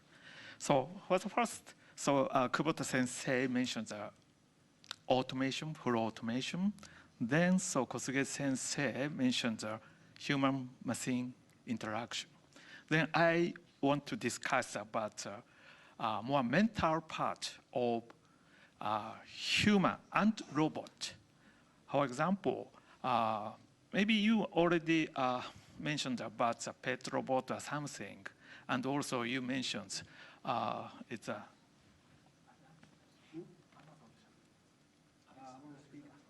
Amazon speaker. So that is assist us mentally. So we discuss at this meeting, at this committee, when the human is born, at that time, already some robot assist that baby. Then until that guy or he or she died, robot will watch the guy, he or she pass away. It's another saying from Yurikago in English. Cloud to tomb. Yes. It's a tomb. Yes. So I think that robot is not so strong or assist physically, just mentally, and also that robot can store the memory of the human's event. For example, when I Does the robot get buried with the human? Yes. When the human dies, does the robot die too? No. Robot is a new type of grave. It's a robot can encourage a friend to remember that he or she is like this. It's a new type of tomb. So that we call that robot as a long-term partner robot. Of course, it's a no. Amazon speaker is enough sometimes, but we need a robot, even if that robot cannot help physically, but mentally and also lookings is very important for us. That is another thing, the embodiment. And lookings is suited for our cognitive capabilities. Just a speaker is not so good for us. Just like a robot we need for our life. Of course, every day that robot observes a human's performance. Then every day, that robot try to understand that he or she is thinking. It's a kind of always trial. It's a learning process. Maybe 10 years or 20 years. So that's a long-term partner robot will be a truly good partner. So we discussed this matter seriously. I hope 2050, we could demonstrate such kind of robot in the laboratory level, it's okay. But 30 years from now. But I'm going to make another joke. I'm just warning you. I hope this companion robot that stays with me for my whole life doesn't look like Ishiguro. That's right. You mean the Ishiguro before his operation or after? Yeah. So we talked about that. So can I? Oh, sorry. Sorry. So related with his family robot, we during the preparation of this event, we talked about my robot, family robot, that kind of ideas. So started from elderly care, and I talked about babysitting, and robot living with family, and each family have a different concept. How to grow up children, and maybe robot should run family thinking, and each family have a different education style for children, and grow up children, and in middle age sometimes helps agriculture in a mountain area. But anyway, and elderly person helps the life.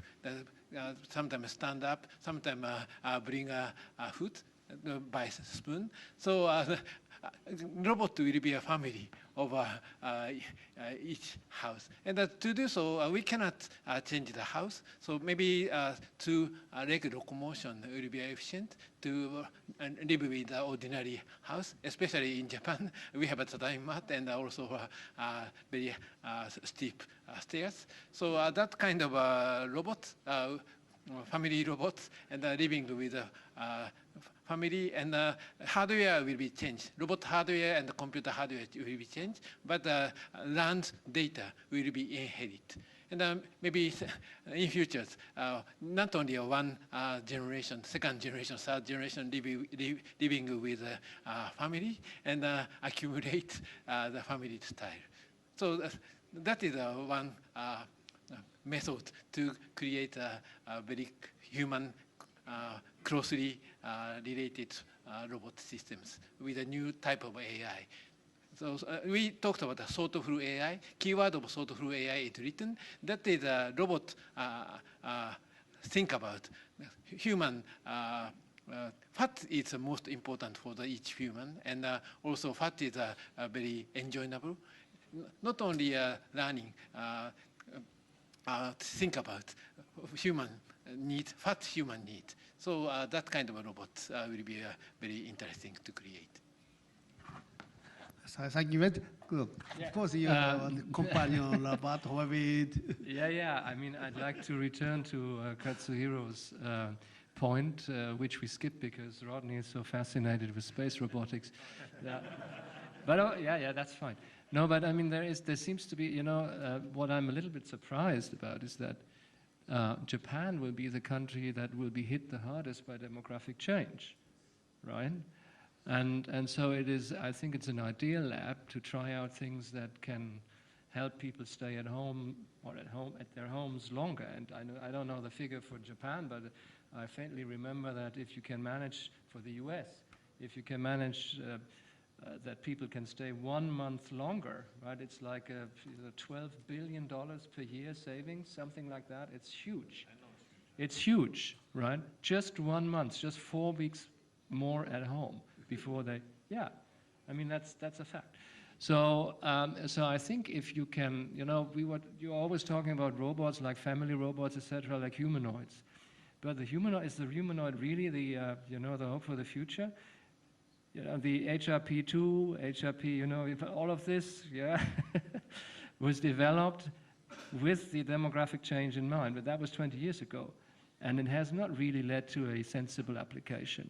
So why don't you discuss a little bit more about, cognitive devices, specialized assistant, or more intelligence assistance systems, right? It doesn't have to be a robot in the sense that it has 20 degrees of freedom, right? So it could be something, a special device that helps you out and into your bed, right?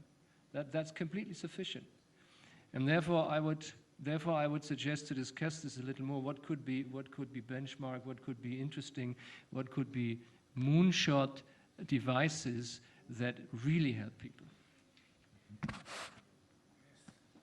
So, Ronnie, I think you lifelong robot. So you say you don't like it, okay? Okay. Nakashima Sensei, go ahead. So in connection to Dr. Knoll's comment, I want to introduce you the science fiction called the Diamond Age, and it has a subtitle is Young Ladies Illustrated Primer, a picture book to teach small children a lot of things. But as the girl get older, the book becomes more and more complicated. So the book takes care of the older education of the girl. And that kind of thing is a very interesting concept, I think. And I myself like this book, A Diamond Age, and I recommend you to read it.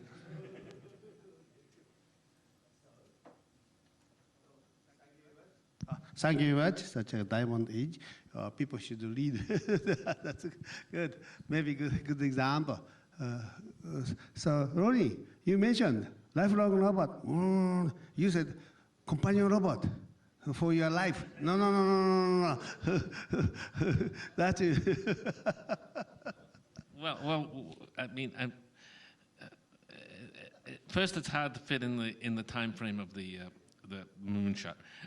As you were speaking about the companion robot adapting to the family's life, the danger is the family adapts to the robot's understanding. So it's a double-edged sword.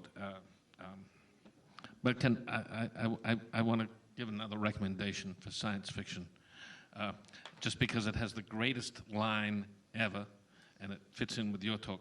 The 1974 movie Dark Star, very low budget American movie, and the great line in that movie is when someone says, "Teach the bomb hermeneutics." It's a great line. Because the bomb wants to explode, and you have to explain to it that it shouldn't really explode, even though it's its mission. In the end, it explodes. But it's Diamond Age and Dark Star. Thank you very much. So it's very exciting to read such a scientific novels, such as Diamond Age and Dark Stars. Okay, anyway, that's a good discussion. But I'd like to more just go back to something like that here. That's like AI, for example. That's a great because we agree such a we need some new. AI in terms of such many kind of semantics, meta knowledge, those things as explained here. And then what's a kind of about such a kind of anti-promise method?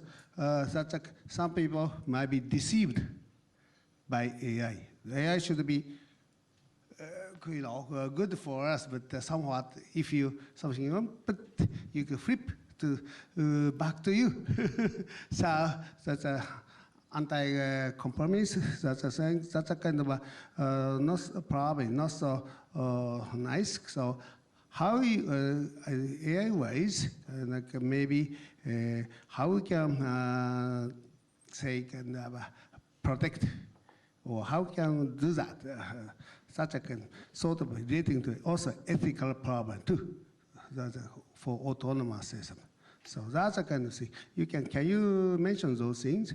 First of all, such a kind of how to people or AI can be deceived. So in a sense, try to stop, try to prevent those things here. So that's a kind of also interesting in a sense of ethics and safety issues.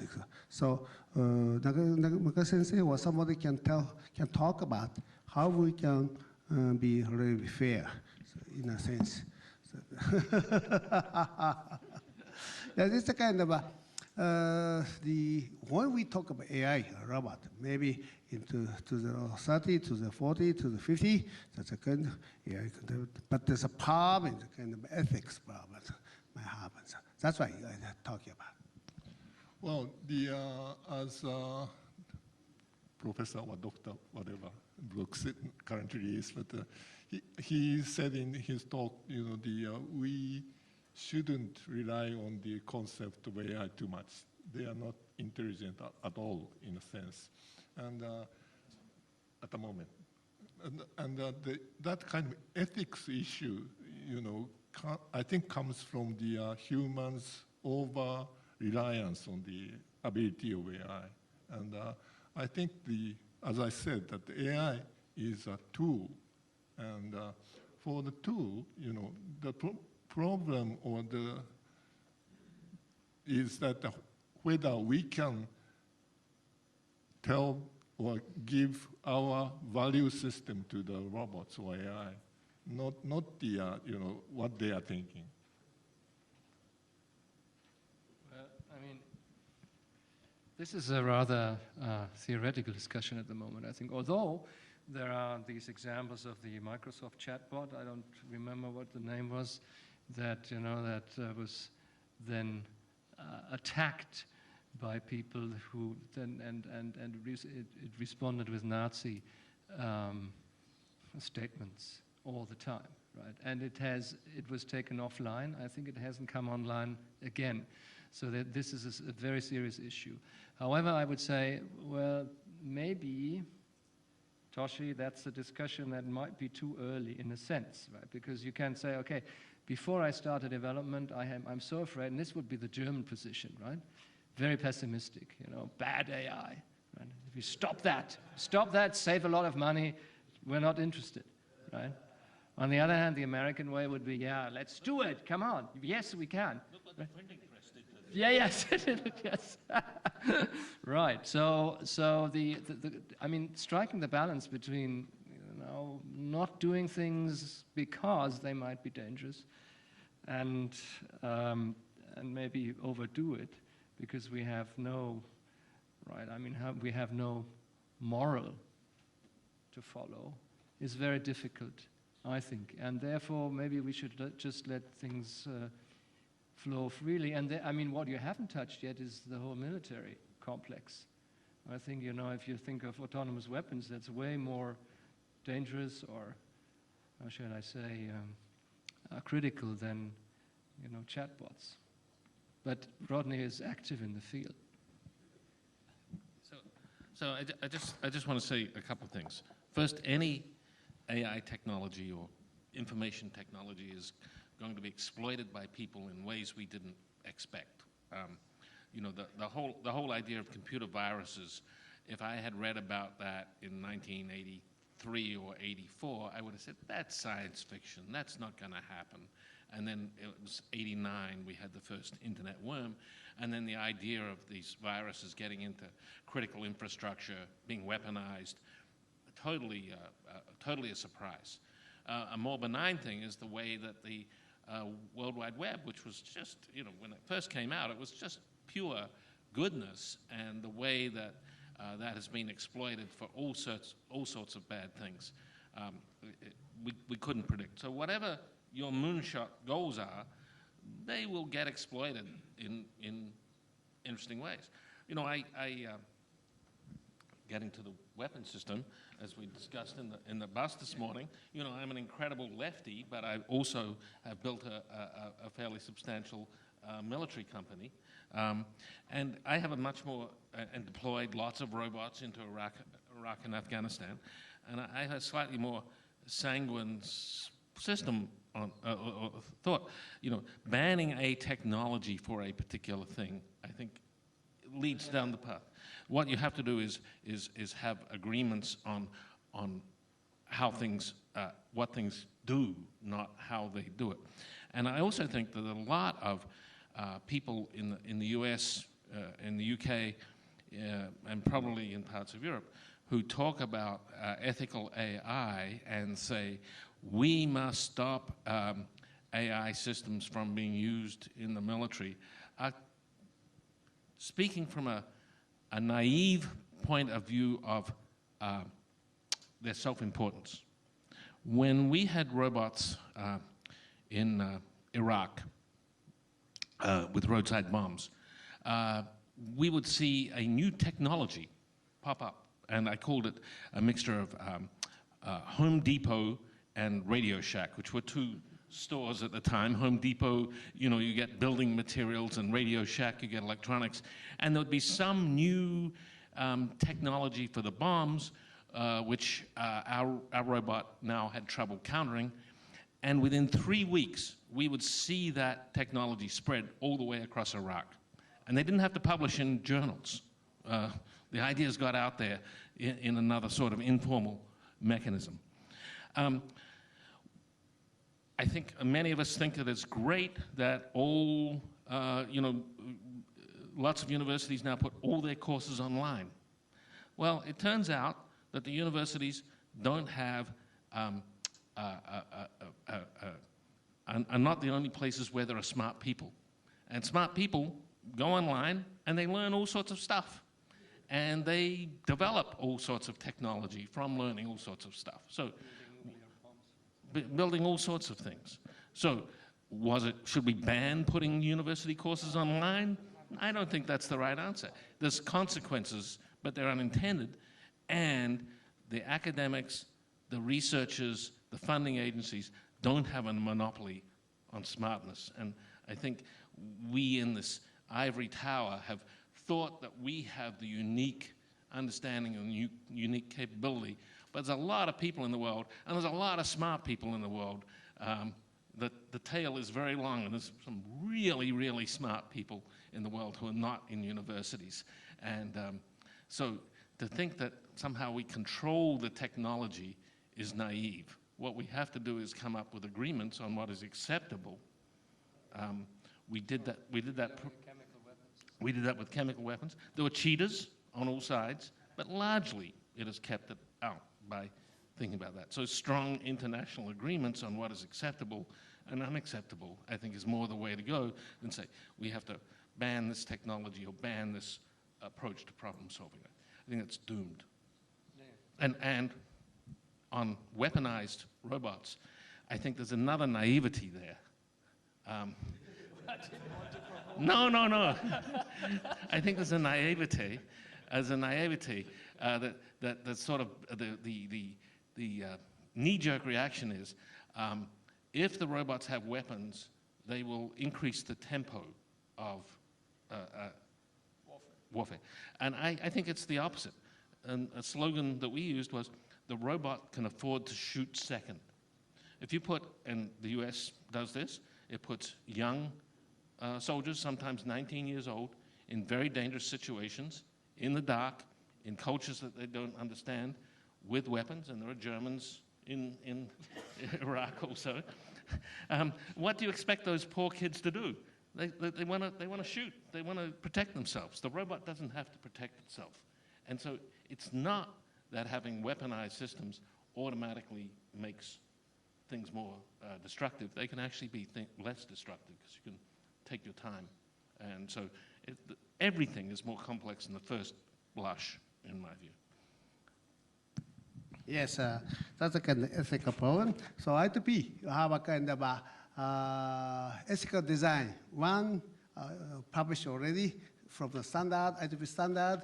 Now we will, this year, I2P Standard Association published ethical design 2. So it's still going on, but maybe we still keep those things in the standard way too. Okay, that's a good thing. I'd like to have also disruptive idea, comment, whoever it is, from the floor. Ueda Sensei, you say you are also saying such a AI. Yeah. So I'm a machine learning researcher, not a robotics researcher. So there is comment from my AI side. Okay. So it is often said that deep learning cannot explain their result. That is a common sense. But so mathematically, deep learning is composed of a bunch of extremely nonlinear functions. So we cannot understand the whole thing when just looking at a bunch of parameters. But similarly, so human brains is composed of a bunch of neural networks, right? We cannot understand anything when seeing neural networks. But the major difference between the humankind and deep neural network is that human can explain the result by language, right? And the reason the deep learning can generate the image from the noise signals. So in the near future, the deep learning can generate language. So, not so far, very near future. So I think deep learning also evolves itself, and so the code evolution is very important. And another thing is, another aspect of deep learning is lack of continual learning. So Brooks showed the example of some generalization. From 3 images, we humans can generate some rule, describe the so categories. But I think kindergarten children cannot do that. I mean, the human can learn lots of experiments. So but the current deep neural network cannot do that from scratch. For example, the image recognition. So deep neural networks needs a bunch of training data, but the human also learned from the bunch of experiments. So the important thing is the continual learning function is very much important for the AI system. So, and the continual learning and experimentality is very important for the AI core technology in the near future. So that's a comment from me. Yeah. Hi. I'd like to ask you, you are the expert about AI. Okay. And, I'd like to ask, how the robot and AI robot co-evolution? Yeah. So Yeah. it's a vice versa. Okay. AI give us such a robot move, yeah. take information yeah. by sensors. Yeah. Here, so have a more kind of good decision. I don't know, reasoning. I don't know. That then here back and forth something like co-evolution. How do you think of it? Yeah. So current robotics is a lack of cognition of environment, interaction at some situation. I think some recognition system or some language system, it's not a real human system, just interface, right? So I mean the real robotic systems. Do you have any comment? The language is just the interface. Language is just the interface, I think, may demonstrate not having read about human development, human psychology. We know it's not much more than that. There is a whole literature about that that sounds like a computer scientist saying something. I'm sorry. Yeah, of course, as computer science, so for example, machine learning technique assume the IID, independently. IID means identically independent distribution. But the real situations, we have to think about the OOD, out of distribution, right? So this is a strong gap between the. Any comments? So anyway. Sometimes we're not even wrong. Yeah. Yeah. Okay. And at this moment,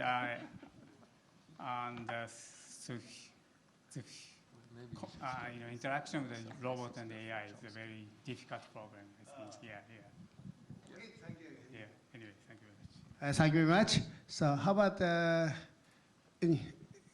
anything comment about kind of co-evolution of AI and robot, one back and forth between both of them?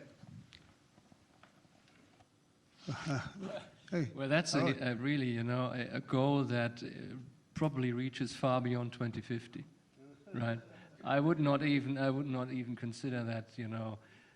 Well, yeah, of course, 2,150 could be something way, but we'll all be dead by then, I'm afraid. Maybe Toshi, not you, because we will augment you, you know, with all the cyborg systems that will be available by then. Right. Cyborg. Yeah. So look forward to that age. Yeah. How about Nakajima says here? He also AI. Also, he knows the robot a lot. Good. Yeah. I keep saying that AI is a tool, so I don't actually understand the idea of co-evolution there. And when you talk about the you know, AI technology enhance human, you know, it's written in the singularity is near, and it's 5 years before this project ends. I mean, 2045. So that's it. Thank you. We know we are aiming 2045 singularity. That's why after that 5 years 2050. That's then what we expect was that. So I'd like to hear some kind of comment, opinion, or anything from the floor. Oh, go ahead. Hey. First here. You.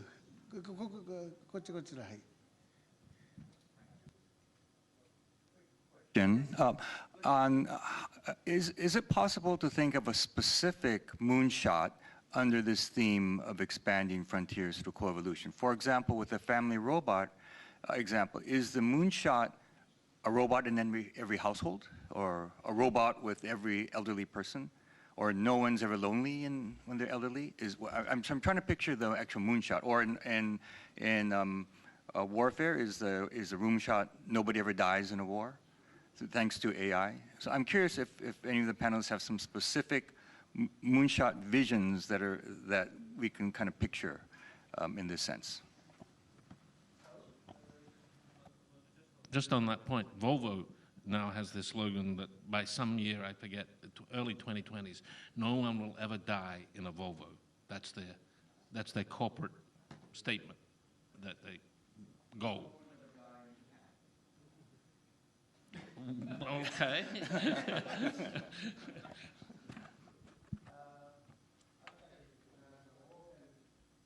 That is a kind of discussion, of course, about cultural robot.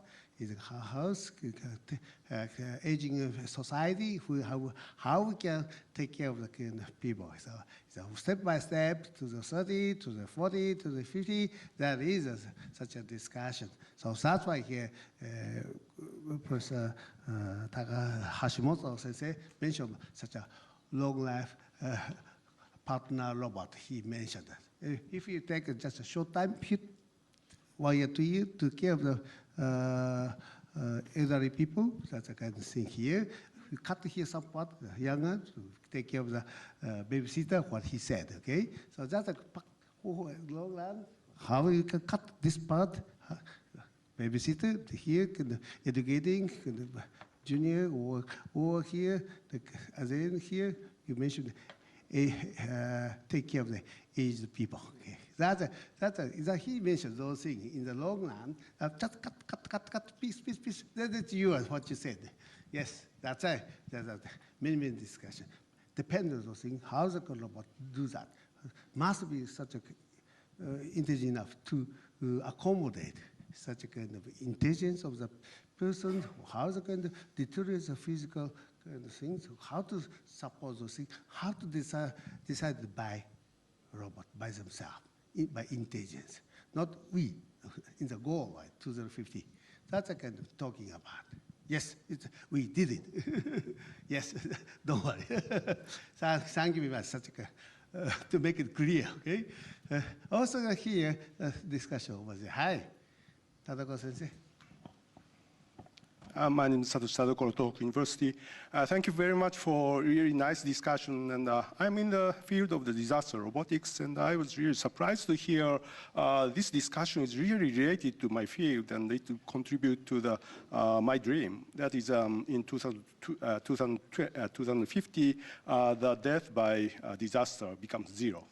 So yes, in 2018 and 2019, we had a really serious typhoon disaster, and so many people were killed. And in 2011, the Eastern Japan earthquake killed so many people. And it is really surprising that the most victims are elderly people. And I don't know why, but maybe according to some specialists, the main reason was they did not escape. Why? So yes, some people had difficulty in mobility, but yeah, some people could move to the evacuation camp, but they didn't want that because they didn't want to rely on other people there, and some kind of some human relationship there is really a trouble for them. So they didn't want to be there. So yeah, so such problems can be solved by AI and robotics, I believe. For example, in the case of the mobility issue, we can provide some tools to move from their home to the evacuation camp or something like that. And I don't believe the current robotics can be effective for moving in at home in the really narrow space of our home. In Japan and the Eastern Asian countries, but maybe we can invent some really new mobility tools by which the elderly people can move in the home freely. And then they can evacuate. And if they have some nice communication tools using AI with other people, then yeah, they are really happy to live in the evacuation camp. Or maybe their grandchild can call to them that, for example, the grandma, I don't want you die. So then they will escape. But there's no such tool. So yeah, we can do it by the robotics and the AI. So yeah, that kind of things is really effective for the space exploration. If we have a house on Moon, it should be not spacey, maybe. It should not be spacey because it's a really cost high. So it's a really narrow space like Japanese the cage house. And then, so how can we move? So we need such mobility tool. And of course, the communication and every AI and every tool is really common. So I believe that we can share the same technology to many aspects. And it is really nice, really moonshot. So I believe yes, it's maybe if we apply to our personal home, it looks not frontier, but it's a really nearest far frontier because it is a very, very difficult problem and unstructured environment. Oh, you want to say something? Okay. Go ahead. Yeah, evacuation is very important. And maybe method to evacuate. And also we need is evacuation plan. So in Tokyo areas, fire spreading killed a lot of people. So maybe some computers should calculate which is a good evacuation route and pick up an elderly person and move to the evacuation centers. So you are talking about and also additional how to make an evacuation plan. After the earthquake, at that time we have no power. No electric power. So without electric power, we should calculate. Maybe solar power, supercomputing, like that kind of we need. Thank you. Also, maybe other question.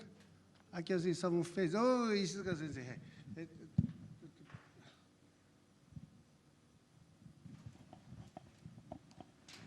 So we discussed space and home territories, but we are also considering the area of scientific discovery, which include the hypothesis generation from the huge space of literature and conduct the experiment by robot and evaluate the result of the experiment by AI, so that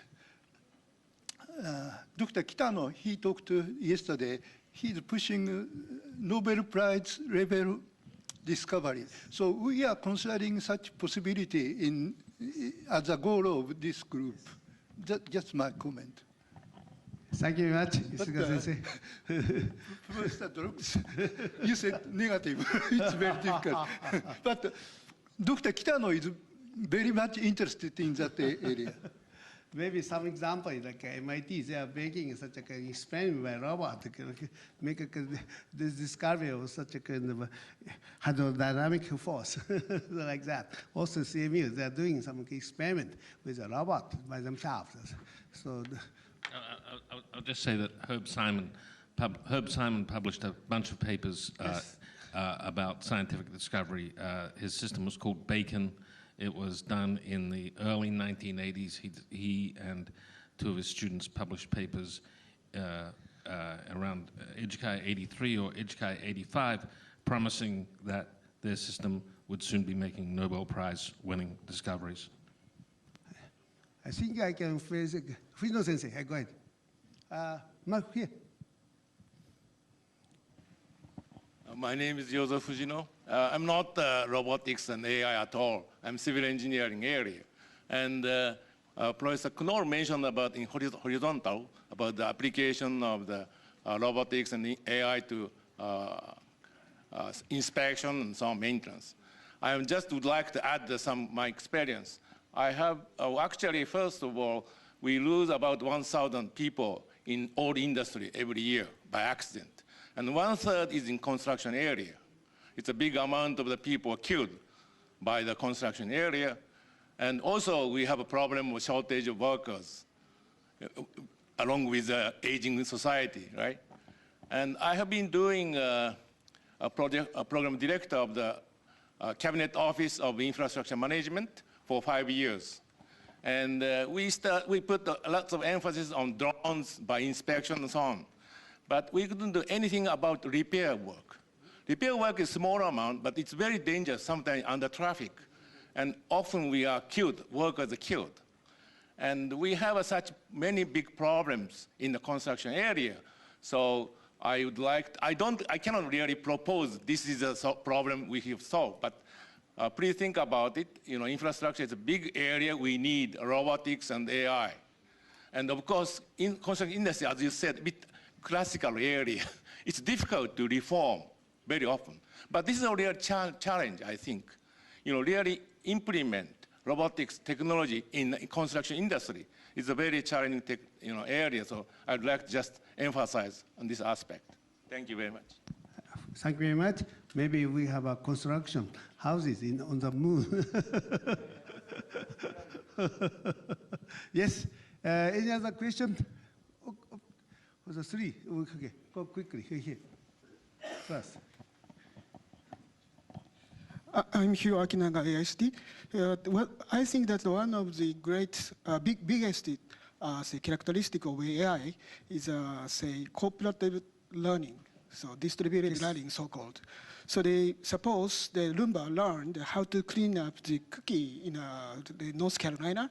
The Roomba in, let's say, the England can learn how to clean up the biscuit on the floor. So this characteristic may have a big impact to us in our society. For example, let's say the patent social, let's say, rule completely changed. So we have, we can distribute the know-how immediately to all over the world. So since this symposium is so-called in the framework of the Moonshot project, so I'd like to ask the panelists, what is the most biggest impact of the expanding frontier by the AI and robots to our society? So can we ask them to such kind of the impacts of the effect of this R&D?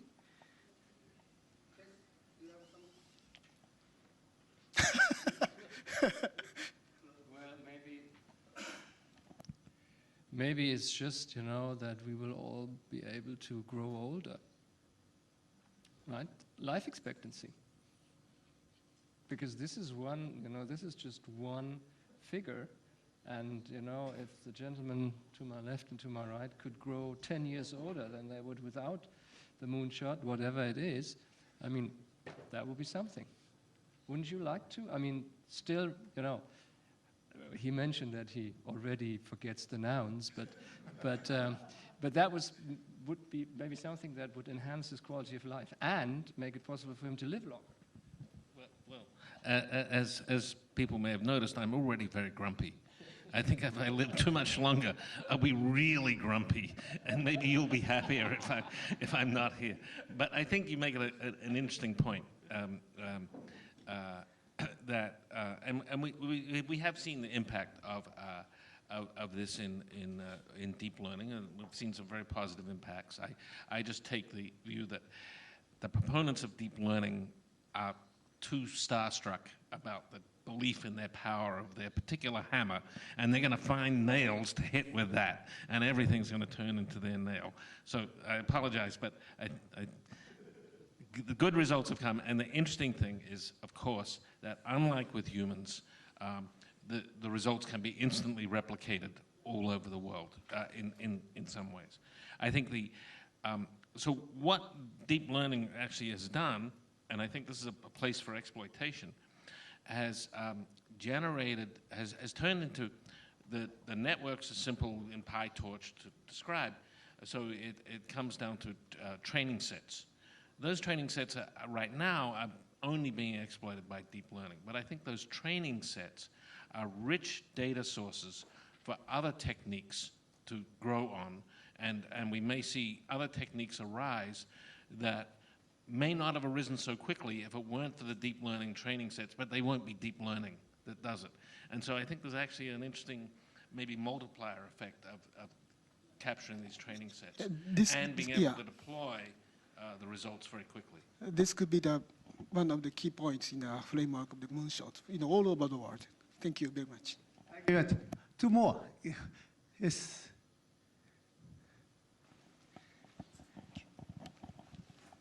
Thank you. I'm Taikan Seihara from Kyushu University. Yes. I'm working on particle physics, so it's something like a fundamental physics. And our field is maybe have been intensively using the machine learning and this AI techniques for maybe a long time, maybe more than 30 years or so. And so we are trying to quickly catching up this big trend of the deep neural network now. And we are starting to collaborate with the information scientists about that. And the one said that our field has a very good big data, and also have some structured data. We can understand the maybe intermediate state or something like that. So our data may help the understanding the internal structure of the deep neural network if we use properly, and maybe we develop properly the neural network structure. So maybe this is just one comment that maybe fundamental physics can also contribute to this field. Thank you very much. One more. That's the last.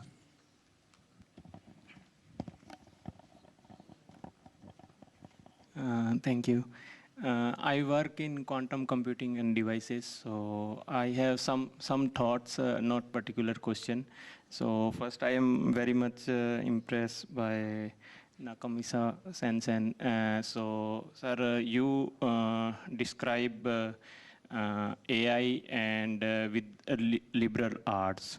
And then in one of slide, I think in the last slide, you have the environment and like putting all three things together. So I think what I understand, it's like very much Japanese way of life, like harmony and these things. But if I go nearby neighbor nation states where they are using, they are stated policy to use AI for their national security and for like image recognition and control. So like when we have like these 50 up to, so whether these external environments will also change our policy or thinking or project outcome over a period of time, that how. And yesterday, like objective, what I understand from Moonshot is to like develop or grow Japanese economy in the range of, so but by nature of this IT industry and AI industry like GAFA, so winners take all. So whether we will discuss more by like philosophically nature to discuss whether like ethics and those things, or whether we have the thought like, okay, first develop it and then from position of strength, the way Americans friends do, like they develop first and then they say, okay, now make the deal or treaties. So whether we will go in this way. And like these family robots, so like privacy and over a period of time, these algorithms will be there. So whether there is like, they will be like controlled by SoftBank or GAFA, and whether they will be have like some connection with our insurance company also in the 2050. So right now, being a researcher, like we can develop it, like, but like who will control into 2050? Whether I have an option like 2-3 global companies, like who can like buy. I have kids, and so someone is growing up with my kids, and he have all the family details, and so what type of business we can develop, and who will control the business, and so. I have these like these thoughts, and like these satellite things also, like, it's quite interesting, like sending satellite and getting solar power things. So like I was wondering by 250, like cost of electricity, and so whether we have developed already these solar cell, although we have on Earth already solar cells, so have we fully utilized solar our Earth, like, or sea or anything other, or whether we have to like, because those numbers are little staggering, 10,000 tons of lifting in the geostationary orbital. So, but Professor, I think, told like right now we are not discussing the numbers, but so these are like few running thoughts in me. Thank you. Thank you very much. Very comment. Okay, thank you. And so it's already over time. I think you enjoy such a discussion, clear. Thank you very much. So very, very interesting discussion here. And also, Kasahara Sensei, thank you very much for co-chair this. Thank you very much for attending this discussion item. So group working group 3. So maybe with some announcement from here, housekeeping, so that just listen to him.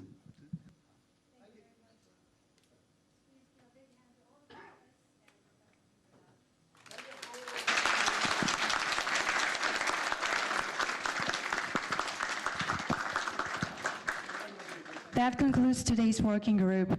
Starting at 4 p.m., there will be presentations on the Moonshot goals by the chairs of all the working groups. It is a joint session, but you do not need to change the room. The joint session and closing remarks will be streamed live to all the rooms, so you can stay here and watch the session. Thank you.